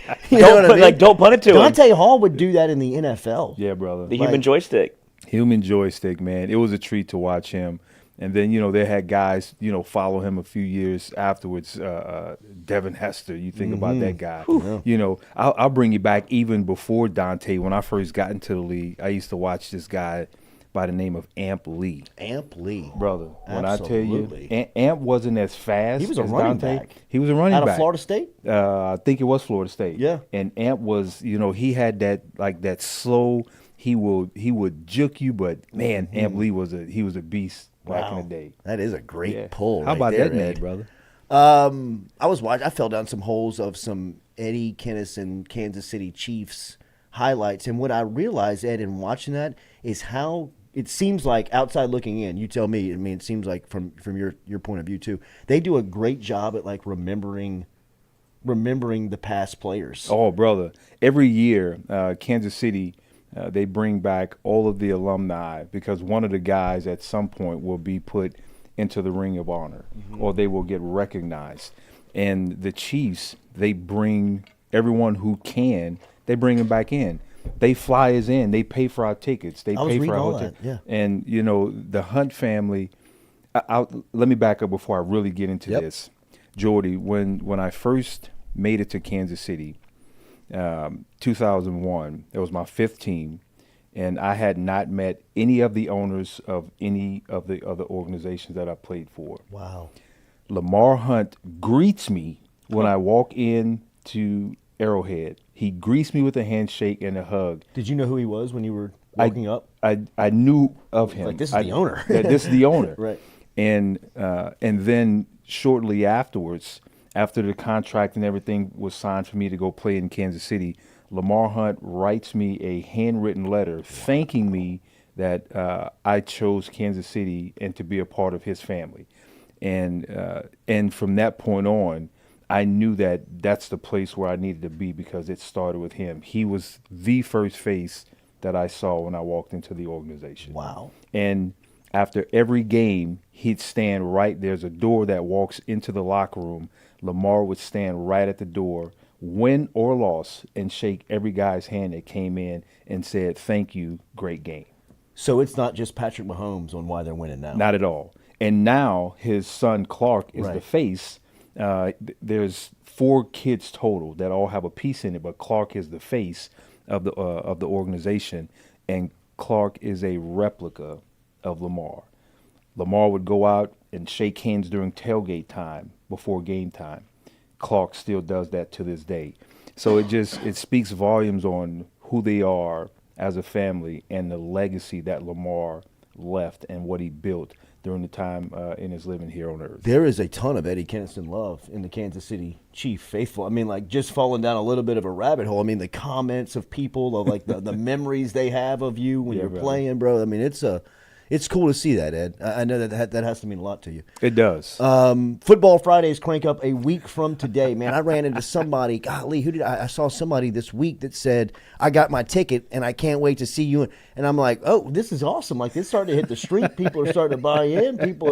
And it's going to be fun, man. I really am looking forward to kind of getting, just like kind of what you and I just did. Right. He was kind of telling some stories about the past that didn't have any meaning about what's going to happen tomorrow, right? I mean, it's just, I think that's what the room is going to be filled with, some stories and some memories and some laughs. Yeah, brother. And it's fun for me to see it all coming to fruition from you and I, first conversations, and seeing this thing grow from the entrance stages, and seeing and hearing like how excited people are, how excited the legends are. You know, we were putting those phone calls into those guys, and those guys immediately didn't hesitate. They were like, "Yes, man, we need this. This is something that we've been looking forward to." And it will be fun. I know there's a lot of great stories. I mean, I've heard a lot of stories in the locker room, and I'm sure there's a lot more that I haven't heard. But I can promise you that the stories that will be told, brother, it's going to be fun. It's going to be exciting. And another thing that we failed to mention, I know a lot of people want to come in and hear those stories, but we want the fans and the audience that will be there, we want you guys to bring questions about things that you're concerned about, or not concerned, but just want to know about legends and how these guys came to be. So it's going to be a fun atmosphere, brother. I can't wait until next Friday, and we're going to have a lot of fun with this. Absolutely. There will be a segment within the crowd of, Ask a Legend. You'll have a chance to talk, ask, if you have a question, if you have a curiosity, if you want to go back to a memory, to a game. I think that's one of the things that's going to be awesome about having these guys in the room, is that they're all going to be open to that stuff. I mean, we talk about certain times when people are accessible. You don't walk up to somebody and ask them about that catch they made when they're eating with their family at the restaurant. But when you got them in this type of setting, you can take them back to those moments, and they can, kind of spill their guts on what it was like to be there. So Football Fridays at the Cook. It's going to be at Lod Cook from 11 till next Friday. Fridays in Baton Rouge on game weeks, ain't nobody working. Lod Cook Alumni Center over there on Lakeshore. And if you want more information, remember to get in touch with our girl, Lauren Giffen, who is an absolute warrior on this thing. Behind the scenes has put this all together and really kept everybody on time on this. You can email her easily, lauren@lsualumni.org. lauren@lsualumni.org. I'll be the MC. Eddie's going to be the legend on hand. He's inviting all of his friends who are legends too. They're going to be there talking football, answering questions, getting us ready for a Saturday in Tiger Stadium. It's going to be really cool. Football Fridays at the Cook coming up, and starts a week from today with Arkansas in town.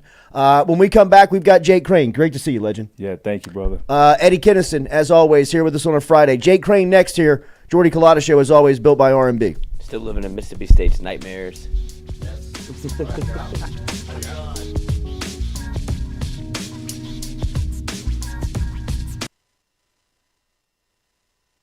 Malik Neighbors, a wide receiver. Favorite pregame meal? Popeyes. What would winning a national championship mean to you?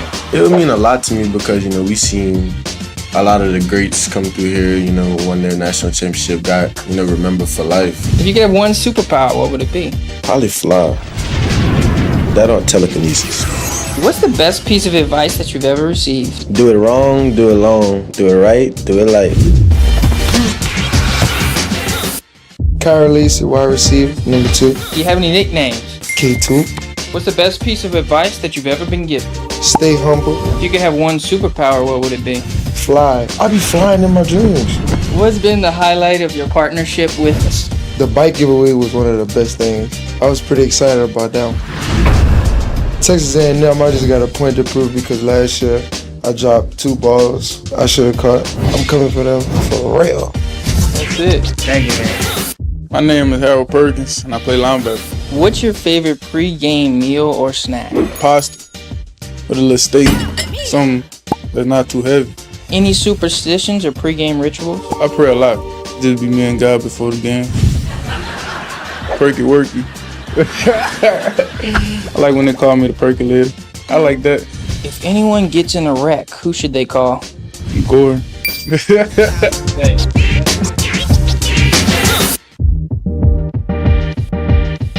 Where were you born at, Greg? Hattiesburg, Mississippi. But I claim 504 food because I was raised there my whole life. Favorite type of food is spaghetti. But you need to try spaghetti with some corn on the side. Funniest person, I'd probably get Kyron Lacey. He be having me joked out every time I talk to him. Who's the most athletic? Besides myself, Perk or Malik. If future self, just take one day at a time, one step at a time. If you're doing something, just be where your feet are. Make sure you give 100% effort. What is something on your bucket list? Win a Super Bowl. That's definitely on my bucket list. If you could have one superpower, what would it be? Time traveling. Who's the fastest on the team? Like in a short span, I would say quick trigger, I'm taking perk. One thing most people don't know about me, probably that I moved 12 times growing up, 12 different states. Who's the most savage on the team? Mason Smith. Mason Smith, definitely. And who gets it done? Gordon. Thank you, man. That's great. Emory Jones, right tackle. What's the best piece of advice you've ever received? Got it from my mom, and she just told me, always keep your head on the swivel. Favorite subject? Math, easy. I kind of keep it light. Give me some type of red beans or something like that. Throw a little cornbread on the side. Light with red beans. Yeah, just a little bit. I am superstitious. I got some PSDs that's purple and yellow and white. I wear them every game. I feel like they my lucky draws, and you know what I'm saying? I'm gonna keep doing it.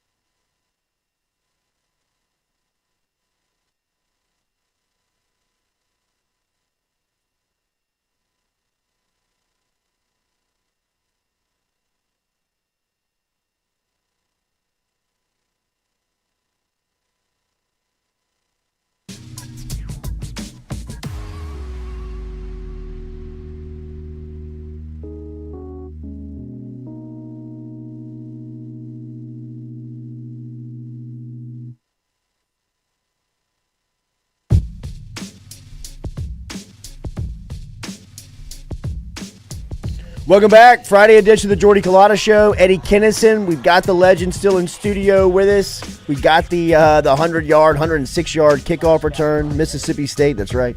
Every Friday we talk to our friend Jake Crane with Crane & Company, breaking down the college football weekend as only he can do. You got to subscribe to the show, Crane & Company, and watch him there. Got a huge following on YouTube and a fantastic show. He's with us every week. Jake, good morning. How are you? Man, I'm doing good. Appreciate the kind words, and we won't make you drink Kool-Aid at the end when it goes wrong. Don't worry, man. We've been drinking all along, dude. All right, this weekend is kind of, it's kind of, when you look at this weekend, what are the games? Obviously, down here, everybody's looking at LSU, Mississippi State. What other games pop for you? Oh, no. Oh, no. It did go wrong immediately. Oh, no. Jake. Jim Jones. I don't know. Don't drink. It wasn't Kool-Aid. It was Flavor Aid. A lot of people don't know that. You're frozen, buddy. Did we drop him? I think his call dropped. Yeah, it could have been a scenario in which he gets a phone call, and then that drops the link on the call. Remember that we were brought to you by Hughes Mechanical Contractors, Hughes Mechanical AC. Always, you can find them online at hughesmechanical.net. Residential or commercial, and serving all of South Louisiana. You can find them on online or get in touch with Travis Hughes of hughesmechanical.net. Do we have the video of Eddie? Let's watch that here. And let me take you back to a classic 1994 moment between LSU and Mississippi State. This is Curly Hallman days of LSU football where not a lot of good stuff was happening, but Eddie Kennison was around and could create moments like this that will live forever in the memories of the LSU faithful. Was it an all-time no, yes? Absolutely. Like it might be number one on the list? Absolutely. I was there. I remember my grandfather talked about it the whole ride home. And Eddie Kennison nearly gave us a heart attack. Nearly gave me a heart attack. I mean, he was talking about it the whole ride home, all Sunday. Eddie Kennison. Thank God for Eddie Kennison. And Eddie was obviously one of the dominant kickoff and punt returners in LSU. Look at this. Oh, HD quality. Look at this. This is back when they played on a golf course. Look at him. Look at him. He can't help himself. Still watching. Oh, let it bounce. Now, let's go pick it Eddie. up. Eddie. Eddie. No. Eddie. Go. He's gone right here. Gone. Burners. Gone. 2 for 6. Give him a block.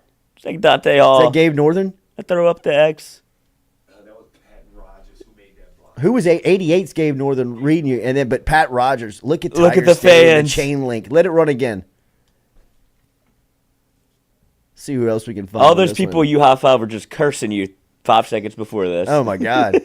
Look at it. Oh, block letters. 11. Is that Gone. Is that Pegues? Pegasus.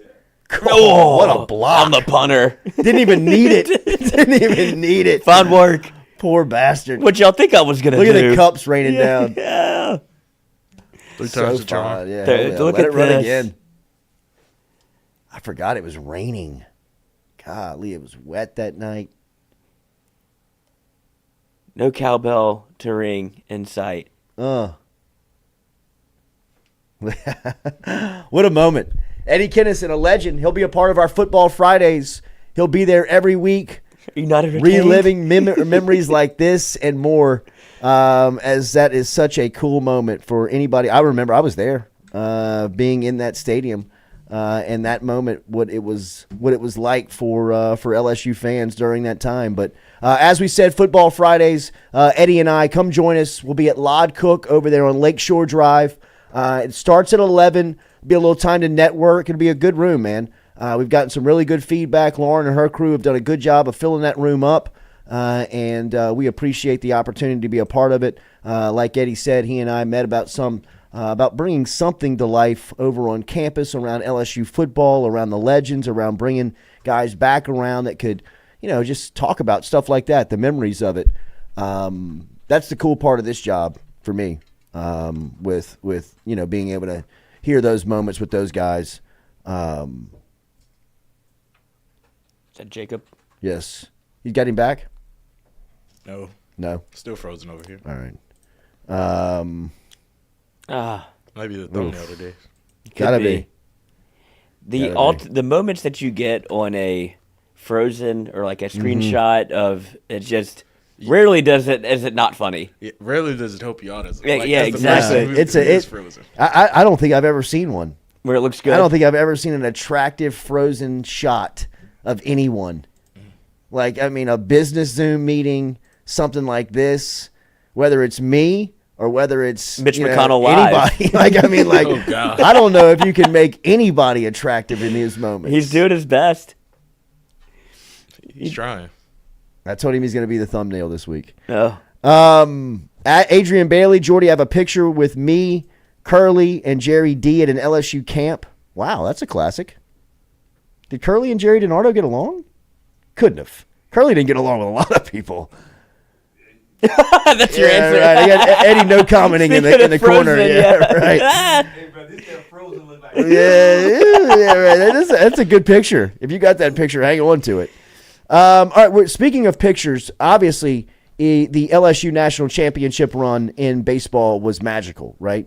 And there's been all types of productions that have come out around it. Our good friend, who's a listener, we met him out in California when LSU went out and played UCLA, and really kind of kept in touch since then. And he's been great. Is Taylor Martirano, who's a Baton Rouge native. I believe he went to St. Michael, and is now out in L.A. Doing the deal, man. He is he's in and around Hollywood, and is someone who still obviously loves LSU very much, and put together a really cool documentary of the national championship run, which is on Netflix. It's called Walk It Off. It is a 2023 LSU baseball documentary, and he reached out in the middle of the run and asked permission if he could use some images and some of the content from the show for something that he was working on. Obviously, with our relationship, I was like, yeah, man, do and take whatever you need. I had no idea that he was working on something as well produced and as documented as what he put out. I had the chance to sit down and watch it over the last couple of days. It's 90 minutes. It is a good, like, kind of take you back, sit down, get comfortable, and relive what, LSU obviously accomplished with this documentary. And it was fantastic. It took you back. It captured all the moments. It was, fun to relive it. And the show had some cameos in there, which was fun to see. And he used a lot of the media personalities in and around our market. I mean, Hester and T-Bob are in there. Moscona was in there. Hunt Palmer was in there. Chris Blair had to be all over it, I'd imagine. Blair's voice is all over it. Yeah. Doug Thompson Obviously, I mean, some of those images that they caught with the network. So Taylor did a great job of capturing all that. When we come back, we will have him and talk a little bit about that. We'll talk to Ben Mintz before we get out of here at 9 a.m. as well and get his six-pack of winners for a college football weekend that on paper is not as appealing or attractive as some others. Next week is a really nice weekend in college football.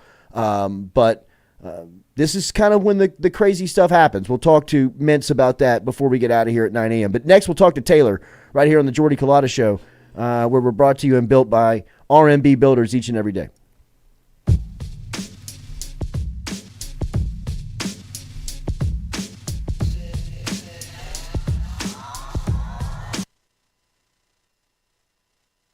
Red Stick Sports, a local staple in Baton Rouge to all sports fans, was founded back in 1981 and has remained a family business for over 40 years. Today, they still have the great selection on the floor, but they're also a leader in custom apparel for businesses, sports teams, and other groups. Take it from us, everybody over here at FM Digital Media. They help us out with all of our apparel. Let them help you out today. Go ask for Cody over at Red Stick Sports. Check him out online at redsticksports.biz.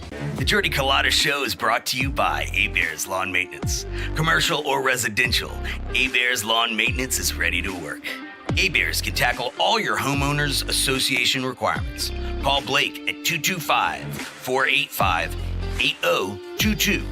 Hebert's Lawn Maintenance. In a wreck, Gordon McKernan Injury Attorneys is ready to go to work for you. Come meet your team. I'm your intake specialist. I coordinate your case and connect you with your attorney and paralegal. That's us, your legal team. Here you go. Thanks. And we'll fight to get you every dollar you deserve. I'm your settlements and disbursement manager, and I'm here to get you paid on time. I'm attorney Gordon McKernan. Put our team to work today. Just call us. Get it done. Hey Tiger fans, when you're traveling through Natchez, Mississippi, make sure to visit Tom and Wright Granning at Go-Mart and On the Go Deli, where you can fill up your tank and your belly. Go-Mart has clean restrooms, community coffee, an awesome beer cave, and a great selection of anything you may need on your trip. Located at 4 Sergeant Prentice Drive as you're entering Natchez on the left. Also stop by Wardo's Po' Boys at 309 North Broadway on the beautiful Natchez Bluff, where the Po' Boys are so good you'll swear you're in Cajun country.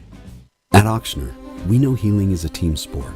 That's why we've partnered with world-renowned orthopedic surgeon Dr. James Andrews to create the Auctioner Andrews Orthopedics and Sports Medicine Institute. Whether you're a professional athlete or a weekend warrior, our team of specialists are dedicated to getting you back in the game. So whatever your reasons are for reaching your personal best, we've only got one. You. Auctioner Andrews Institute. Long live you. All right, buddy. Make it a good shot. Oh, yeah.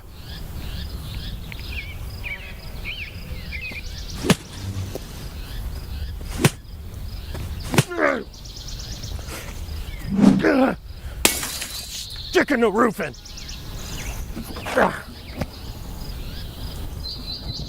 For a hole in your roof, for a whole new roof, go roof. Roof, roof, go roof. Hey, Greg, the roof up? Roof's up. Roof's up. Roof's up. Roof's up. Roof's up. Roof's up. Beautiful roof every single time. True. True. Phil's Oyster Bar, a staple of South Louisiana since 1945, located in Southdown Shopping Center and online at philsoysterbar.com. If you log online, you can learn about the private party schedule, the catering menu, and even order online. Daily lunch specials Monday through Friday. Learn about the history when Gus Piazza took it over in the early 70s, made it an absolute stop-in for everyone who came through Baton Rouge, and now Anthony, his son, carrying on the tradition. Phil's Oyster Bar, Southdown Shopping Center, and online, philsoysterbar.com. Let's be special. Let's be strong. Let's smell great from the top. 1, 2, 3, 4, 5, 6, 7, 8, 9,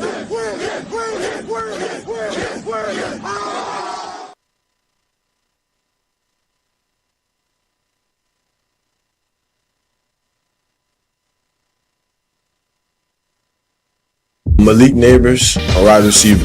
Favorite pregame meal? Popeyes. What would winning a national championship mean to you? It would mean a lot to me because, we seen a lot of the greats come through here, won their national championship, got, remembered for life. If you could have one superpower, what would it be? Probably fly. That or telekinesis. What's the best piece of advice that you've ever received? Do it wrong, do it long. Do it right, do it light. Kyle Lacey, wide receiver, number 2. Do you have any nicknames? K2. What's the best piece of advice that you've ever been given? Stay humble. If you could have one superpower, what would it be? Fly. I be flying in my dreams. What's been the highlight of your partnership with us? The bike giveaway was one of the best things. I was pretty excited about that one. Texas A&M, I just got a point to prove because last year I dropped 2 balls I should have caught. I'm coming for them for real. That's it. Thank you, man. My name is Harold Perkins, and I play linebacker. What's your favorite pre-game meal or snack? Pasta with a little steak, something that's not too heavy. Any superstitions or pre-game rituals? I pray a lot. Just be me and God before the game. Perky worky. I like when they call me the percolator. I like that. If anyone gets in a wreck, who should they call? Gordon. Thanks.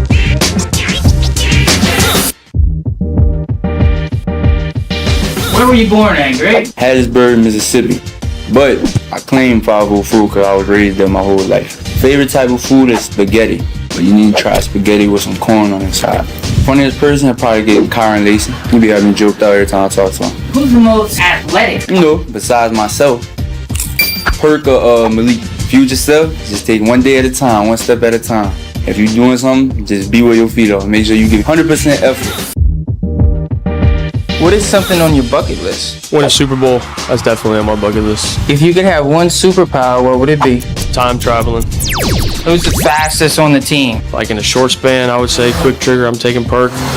One thing most people don't know about me, probably that I moved 12 times growing up, 12 different states.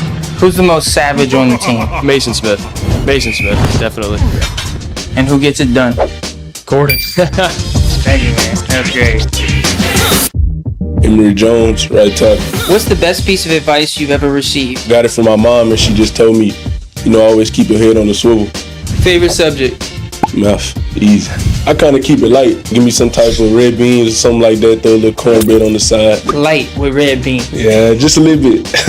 I am superstitious. I got some PSDs that's purple and yellow and white. I wear them every game. I feel like they my lucky draws, and you know what I'm saying? I'm gonna keep doing it.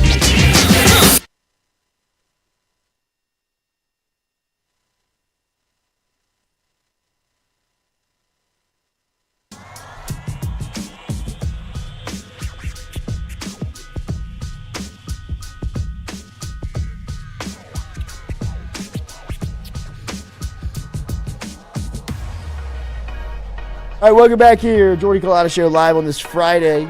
I had a little technical difficulties with our guy, Jake Crane.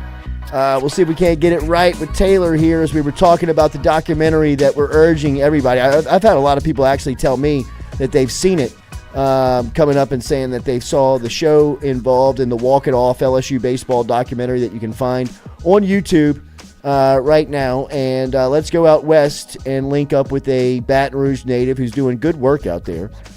Including this documentary that you can find on YouTube. Taylor Martirano. T, good morning. How are you, buddy? Ooh. Yeah, one of the boys. One of the boys. Look at that. Look at that. Boys. Olive skin, facial hair. Look at him with his light eyes. Oh, no. Stewie cannot hear us. Stewie's performing surgery over there. He is. Unplug and plug back in. I don't know if that'll do it, but sometimes it works. The old factory reset. We'll try it. All right, I feel like I can hear him now. Talk to me.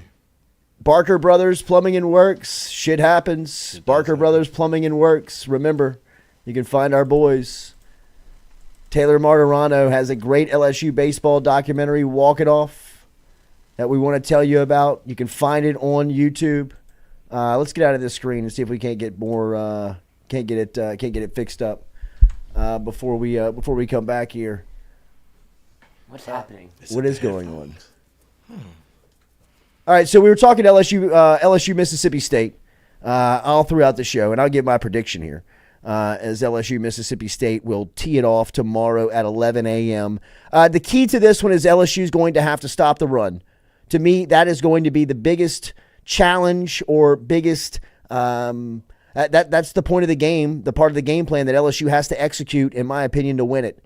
I agree with Shea. From a personnel standpoint, Mississippi State's not that good. I listened to Zach Arnett's press conference this week, first-year head coach. He sounds like a first-year head coach. His demeanor is a first-year head coach. I mean, he is drinking out of a fire hose right now. You can sense it. And with that type of pressure on the other side, LSU clearly has the better team from a personnel standpoint, but they're going to have to go out and execute in certain areas to get out of there with a win. They're going to have to stop the run, and I think tomorrow is the plan to get back to what they thought they were going to be at the beginning of the season, but start it now, and that's establishing the run. Right? I think that it's only a matter of time tomorrow before Zalance Hurd is inserted into the lineup. He's going to be your right tackle. You kick Emory Jones down to the guard spot, and that potentially could make you a much more physical team up front, because not only do you get a new tackle, you get a new guard, you get a new entire right side of your line of scrimmage. And Brian Kelly talking about how that can open Emory Jones up and let him be the athlete that he is. Logan Diggs last week looked like he's ready.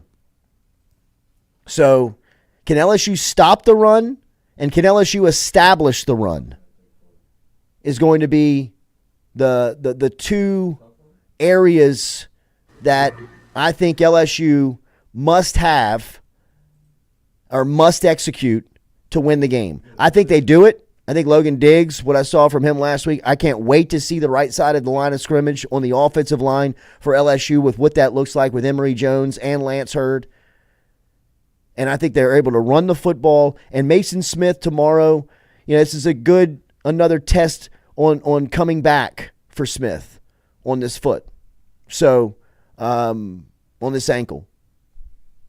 I think LSU's able to do it. I think 28, 21, 28, 24, something like that. I think it'll be that. Unfortunately, I think it's going to be kind of like that kind of game where it's that close. Yeah, they're all going to be games. Yeah. They're all going to be games. And we were kind of talking about the Vikings in the break where it seemed like everything went their way last year in those one-score games. You can say the same thing about LSU last year where they were in close games, like you talk about one-score games that they were able to win. And that's where I think a lot of people, they just judge the box score at the end of the day where they see, well, LSU won 10 games. There are a lot of tightly contested games, and I think that's where it comes down to Brian Kelly and his coaching. You saw what he did against Florida State where he felt like he had to score touchdowns, which I appreciate. I was happy to see him go for it in those two fourth-down situations, but it's also it might be a testament more of he doesn't trust his defense all the way yet. We got to get 7 instead of 3. Speaking of 7, LSU baseball. Back to the phone lines.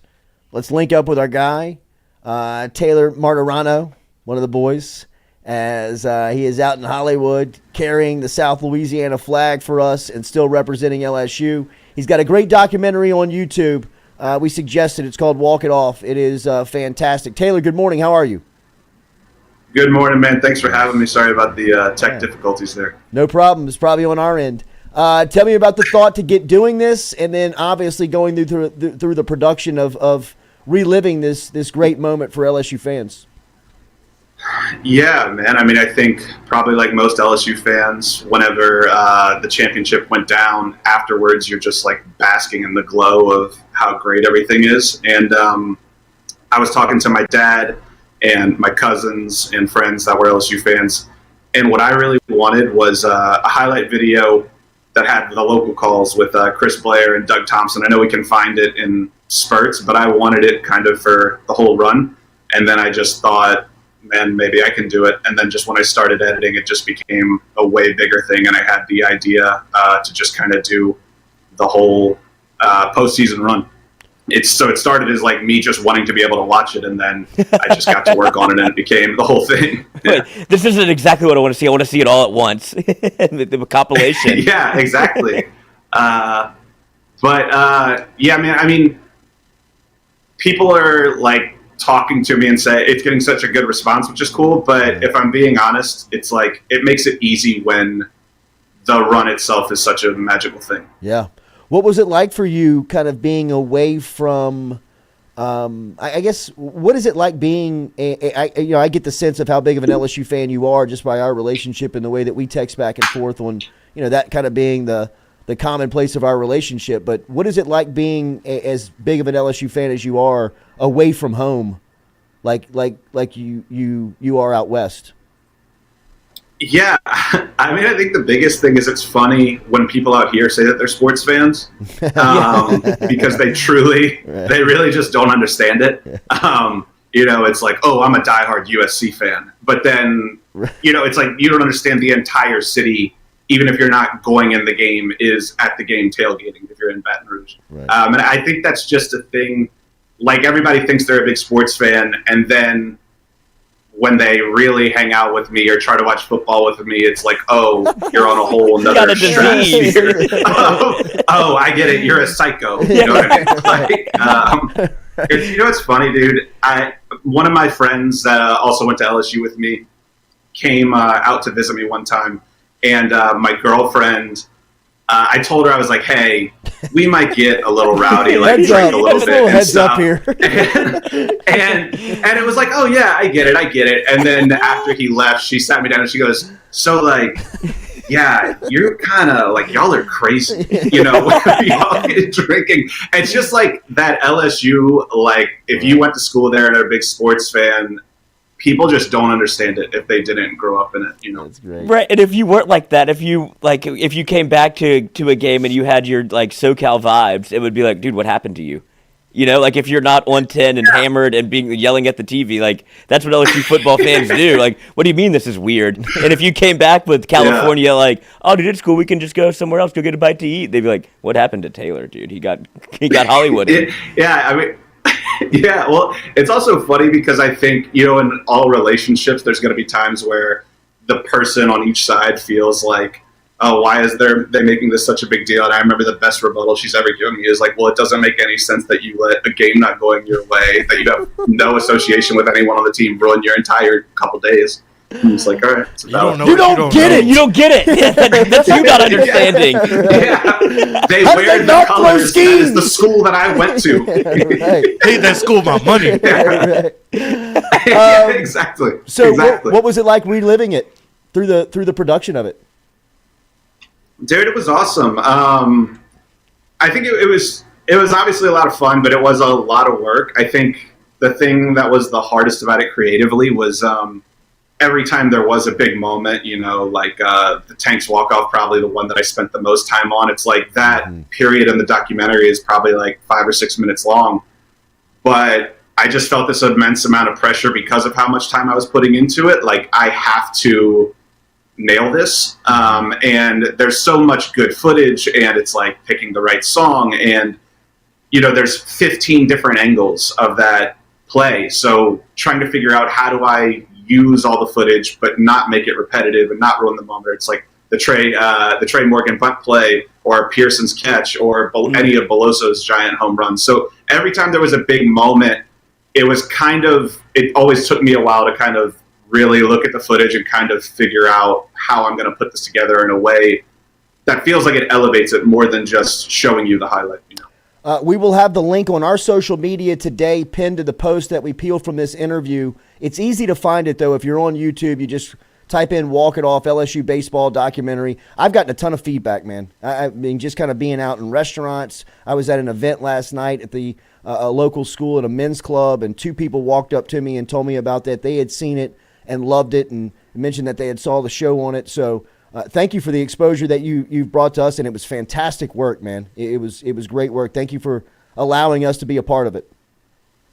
Yeah, man. Thank you for allowing me to put you in it. And just last thing I want to say, not to name drop here or anything, but by far the coolest thing that's happened from it is that Coach Jay reached out to me and said that he really enjoyed it and loved it. And then I heard through the grapevine, I know somebody who knows Doug Thompson. They passed it on to him. He passed it on to some of the dads of the team, and they were all loving it and stuff. So that was super flattering and cool because it's like, it's nice for the LSU fans that have reached out and said they enjoy it, but for them to say they enjoy it, I think is just the I couldn't be more grateful for their approval. Like, that's who I would care about the most to enjoy it. So absolutely. And I went on a little bit of an Omaha bender myself, but there was nobody that did more that did more work than the parents of that team. They were as tightly connected as any parent group. It felt like it was like almost like a second team for LSU baseball. Like there was all 11 all hung out together every day. They were in Omaha for almost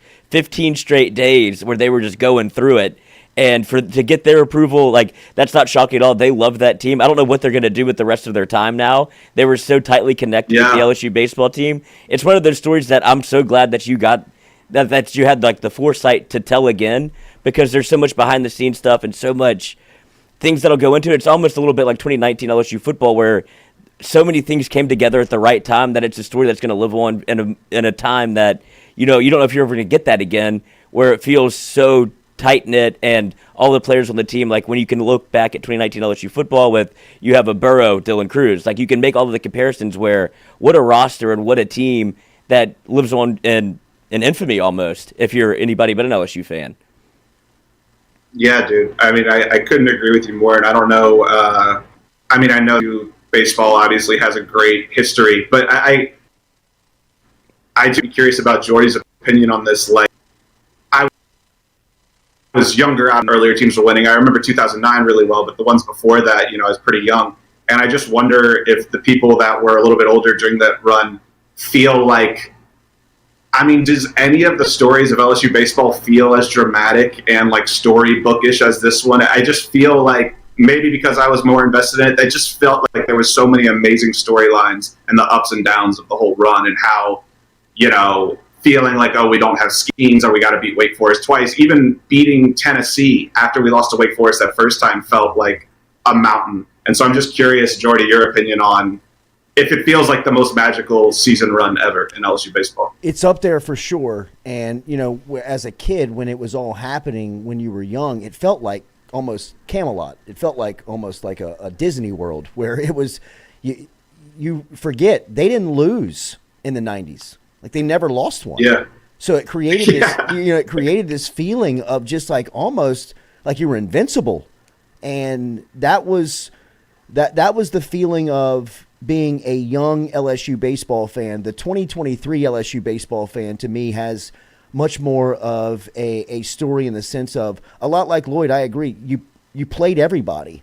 You went through all of the best, and to be at the top of the mountain on this edition of it, it feels like that's almost like a Major League Baseball championship. It feels like what they had to go through to get that title. So, I agree with you. I think that we were all invested in it, so the emotions of it are so much more grand. But Taylor, it's fantastic work. I just put together a text message between you and Doug Thompson on the same thread to introduce y'all, because Doug is a great dude who is passionate about LSU baseball, and I know that he would love to just know you, meet you, and will do great for your work as far as just spreading it. So thanks for joining us this morning, man. bro. I appreciate that. Always, man. Always. Keep Thanks, in touch. dude. Good to see you, man. Always. There he is. Thanks, Taylor, will do. a South Baton Rouge, a South Louisiana native who is doing fantastic work out in California. Check out the Walk It Off LSU baseball documentary. We'll have it on our post today. We'll have it linked, but it sounds like a lot of the LSU faithful have already found it. Remember our friends over at Tiger Air. Tiger Air is online at TIGERAIRE.com. You can pick up your Zephyr Standard today. You can have it on your ball cap. You can have it on your T-shirt. You can have it wherever you need it to keep you cool. It's one of Tiger Air's newest, greatest inventions that you can find out online at TigerAir.com. Do we have Mintzy? We're going to have Mintzy here to close out today's show. I had to wait to send him the right. link. That would have ended horribly during that. That would have been just a tough rest of the day for Stewart. I've been there. That seat gets hot. Yes. Second hour, Stewie. That was a nice job doing air traffic control over there. That's exactly what it feels like. As you are bringing planes in and sending planes off. Don't land there. On a live broadcast, which is very difficult to do behind the scenes. Stewie has been eyes down for the last 45 minutes, but good job there pulling that off. Really appreciate Taylor for stopping by. We'll have Ben Mintz here before we get out of here, as we want to get his 6-pack of winners, which we'll do every week. College football slate this weekend. Not as attractive as it has been to start the season, and next week will be really cool as you got games like Clemson, Florida State on the docket. That'll be a good one. But this weekend, when you're looking around, there's not as much to really kind of get you moving as there regularly would be. Everybody's kind of looking at this Colorado State game now with the attention that has been brought to it. Obviously around here, LSU, Mississippi State is going to be a big one. But games like Tennessee, Florida, which used to kind of be a headline game, are coming up this weekend. You know, this is a big test, I think, for Joe Milton, or his first test. Real test? Yeah, for Milton. Things haven't been great for Milton in Knoxville. Bama going to South Florida, man. Bama's going to South Florida. And it's an unfortunate week for that to happen when not a lot going on in college football, like you said. There's going to be a lot of eyeballs on that game if it gets tight to where they're, what's going on with Alabama? Yeah. But I think Hunter Hall said it was a home-and-home scenario, which I would imagine when Nick scheduled this, it was a chance to get to South Florida to go recruit. And now it turns into, we got to put our focus all on South Florida coming off a loss. And if you saw Tommy Reese in the booth against Texas, did you see that picture of him on the phone? Have you? Oh, they had a video show. He looks like he's in jail. He looks like he's calling his, like, it looks like he got a phone call from his mother when he snuck out the house in high school. It's like, where are you? He's like, oh, I got to think of something real quick. Like, hands in the hair, on the phone, not talking. And he's just getting berated. And you can tell he's like, oh, why did I take this job? No X account for Mintz? What's that? Yeah, you should Barstool Mincy. No, I texted you the. Yeah, no, I'm just looking for the X account. Yeah. He went through it on. He had to rebrand his Twitter. He was Brick Watch Mincy. Now he's back to Barstool Mincy. A reclamation project. Yes, of the highest form. A true reclamation project for Mincy. I think he's going to announce a move. King of the South. Is he going to Chicago? I think so. Smart move. I think so. I think they're putting an all-star group together. They are. It's like the Barstool 2.0. It feels like, where they're getting a little bit. It's like the SEC. Back to the start. Yeah, they're kind of brick and mortar, doing it all over again. They're bringing, like, you got Megan making money over there, getting lean. Yes, and you got Barstool Mincy getting lean. A great place to run, Chicago. But they have all of the. It seems like they've got a hub of talent over there. That it's all, you're seeing the transition of power from what will be from Portnoy to Big Cat, and now Mincy getting into the fold under the second office in Chicago is a smart move because they love him. Mm-hmm.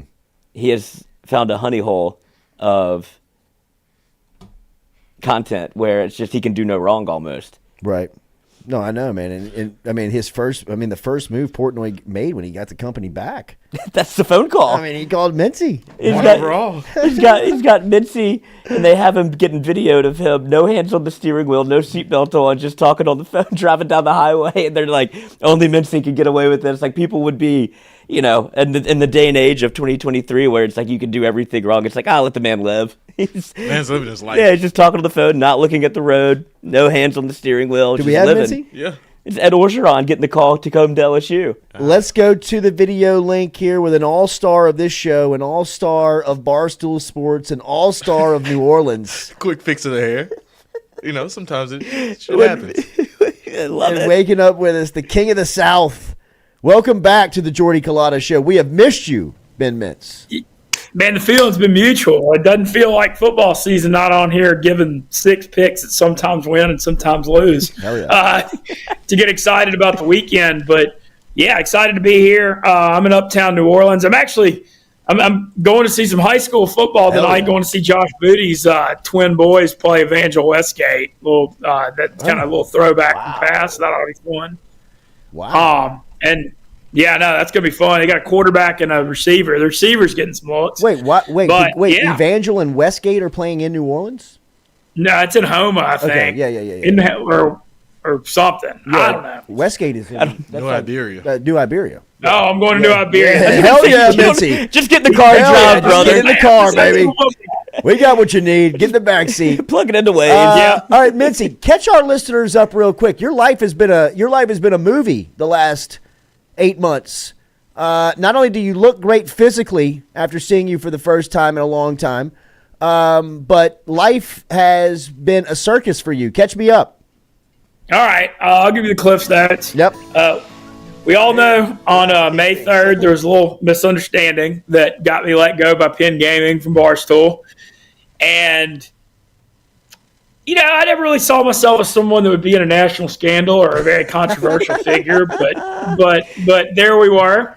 I was worried. I was like, man, I'm going to have to get my poker game sharp because I'm not going to get hired for the next 5 years after this thing. But it kind of turned to be opposite. I still got a lot of interest. I got the benefit of the doubt. I went and covered World Series, played the World Series of Poker, covered it for Poker Go. Dave Portnoy hired me back for Brick Watch, which I'm wearing one right now. Hell yeah.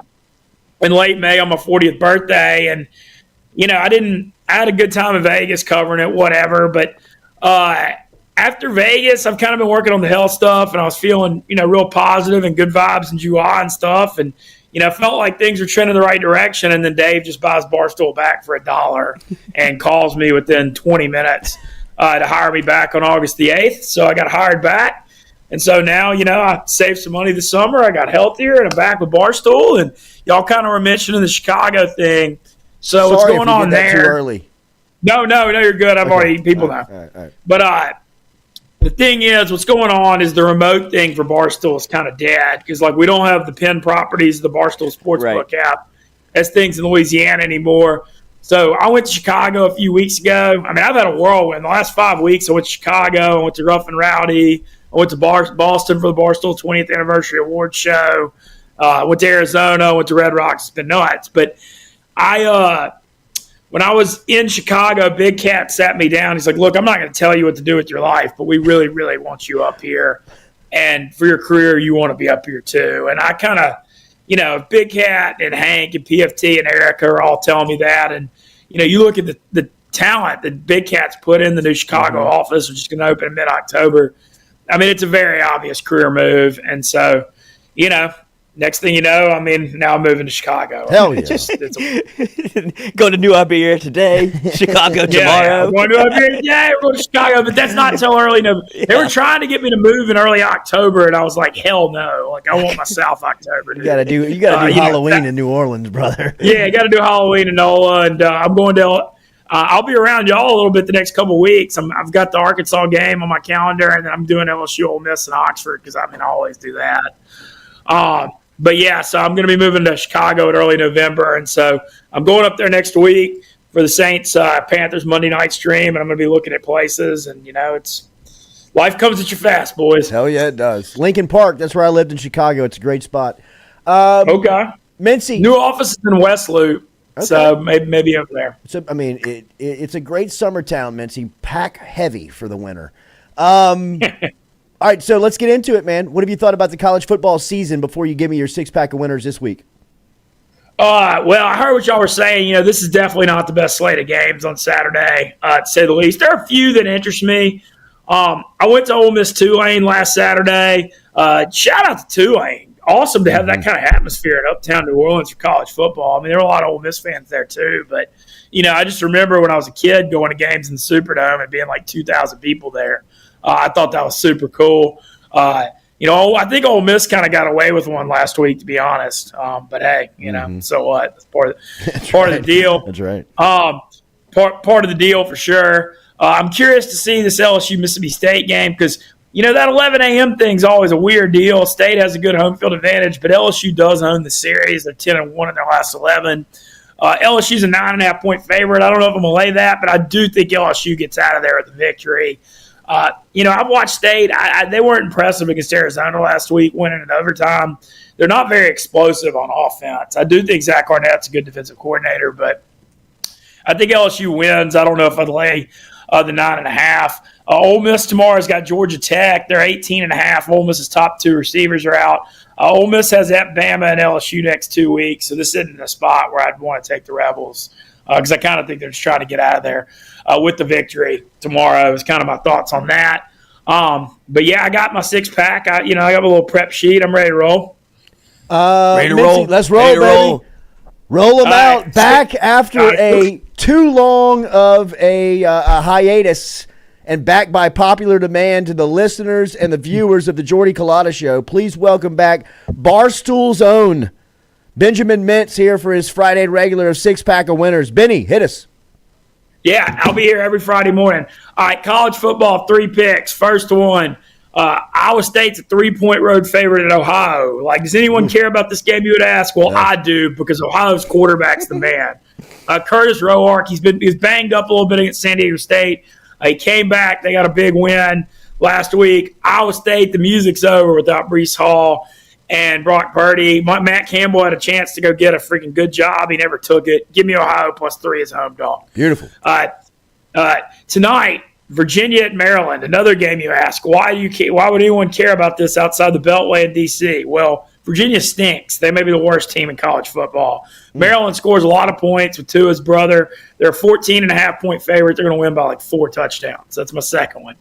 Maryland by 14.5. Third pick, y'all mentioned Florida, Tennessee. Weird game. A lot of weird stuff going on here. Horrible effort by Tennessee against Austin Peay last week. You know, I heard a lot of hype about Joe Milton, the Milton Passing Academy, but I didn't see it last week. You know, I got to ask this. I mean, I know there was a lot of – I'm not sure where y'all were on the LSU thing with Billy Napier and all that. I know there were a lot of LSU people that wanted to hire Napier. You're telling me when there's 200 quarterbacks in the transfer portal in college football, the best you can get is Graham Mertz? How the hell is that possible? You're at the University of Florida. Like, I just cannot believe they couldn't get somebody better than him. So Tennessee's a 6.5-point favorite. Line looks ratty. I'm banging under 58.5. I think this total is way too high. Man, but Tennessee's offense, I've got questions in Florida. Not very, very explosive. So my 3 college picks, Ohio +3, Maryland -14.5, under 58.5, Florida, Tennessee. Going to NFL, fascinating matchup Sunday at noon. The Kansas City Chiefs, the 0-1 Chiefs, going to Jacksonville to play the Jacksonville Jaguars. KC, 3.5-point favorites. I'm telling y'all this. I've been preaching it from the heavens. Jacksonville's going 12-5 this year. Damn it.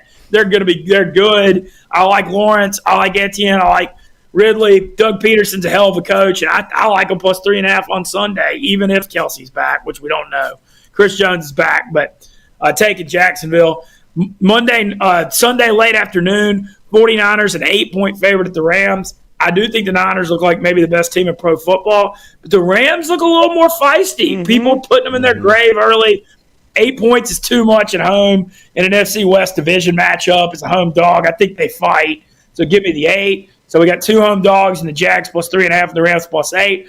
Final NFL pick Monday night. Saints travel to Carolina. I don't know if y'all have watched these games the last 2 years. They've been early season. They've been super, super ugly. The Panthers O-line can't block. Bryce Young's like 5'8", and the Saints O-line didn't really inspire a lot of confidence against Tennessee either. I'm going under 39.5. I think hopefully the Saints win 17-10. I think it's going to be ugly. Yeah, I think it's going to be real ugly. Couldn't set it low enough. Recap it for us, Lloyd. Oh, recap for CFB. We have Iowa State versus Ohio. No, we have Ohio +3. Yeah. Yeah, I was going to say Iowa State versus Ohio. Ohio +3. Virginia at Maryland. Maryland -14.5. Tennessee and Florida. We've got the team. We've got a total of under 58.5. We're slamming the under. For the NFL, Chiefs at Jacksonville. Taking Jacksonville and the Fighting Doug Petersons at 3.5. Niners at Rams. We're taking the Matt Stafford, who has no friends on the team. Apparently, he's too old for his own team. At +8, we're taking the Rams. We're slamming the Rams. They look good in week 1. And then Saints at Carolina. I'm with you on the under. I slammed it earlier this week at under 39.5. I was not very inspired by I know that Tennessee's defense that you saw in week 1 was good. You have a great late drive by Carr to inspire some of the people, but I think that the Saints defense was the story. And you go to Carolina, that I don't know what the real plan is there with I don't know. It just doesn't seem like, it seems like more of a 3-year plan than a 1-year deal with Bryce Young. So under 39.5, I'm with you on that. So those are your 6-pack of picks with Ben Mintz. Dude, is Bryce Young is small. Bryce Young looks small. He looks smaller on an NFL field, which doesn't help. I've had questions, and I know people hated on me for this take, but I just think he holds on to the football too long. I mean, at Alabama, the ball never comes out on time. I mean, it's kind of like the old Russell Wilson Seattle thing. He's just improvising and holding on, and dude, he's too small to do that. I don't know. Benny and the Bets every Friday right here, part of the Culotta Show. Get the 6-pack of winners. Benny, enjoy your road trip to New Iberia today, and have a great weekend. It's great to see you, man. Yeah, absolutely. I look forward to every Friday. Keeping this going. Y'all take it easy. Barstool's own. There he is. Benny Mintz checking in. Did you just get an email? Yeah, that's the link. There's nothing. That's the video link. There's nothing like a Ben Mintz hang up. You can book it. You can count something's going to happen. I just got an email. All right, remember our friends over at Tiger Air.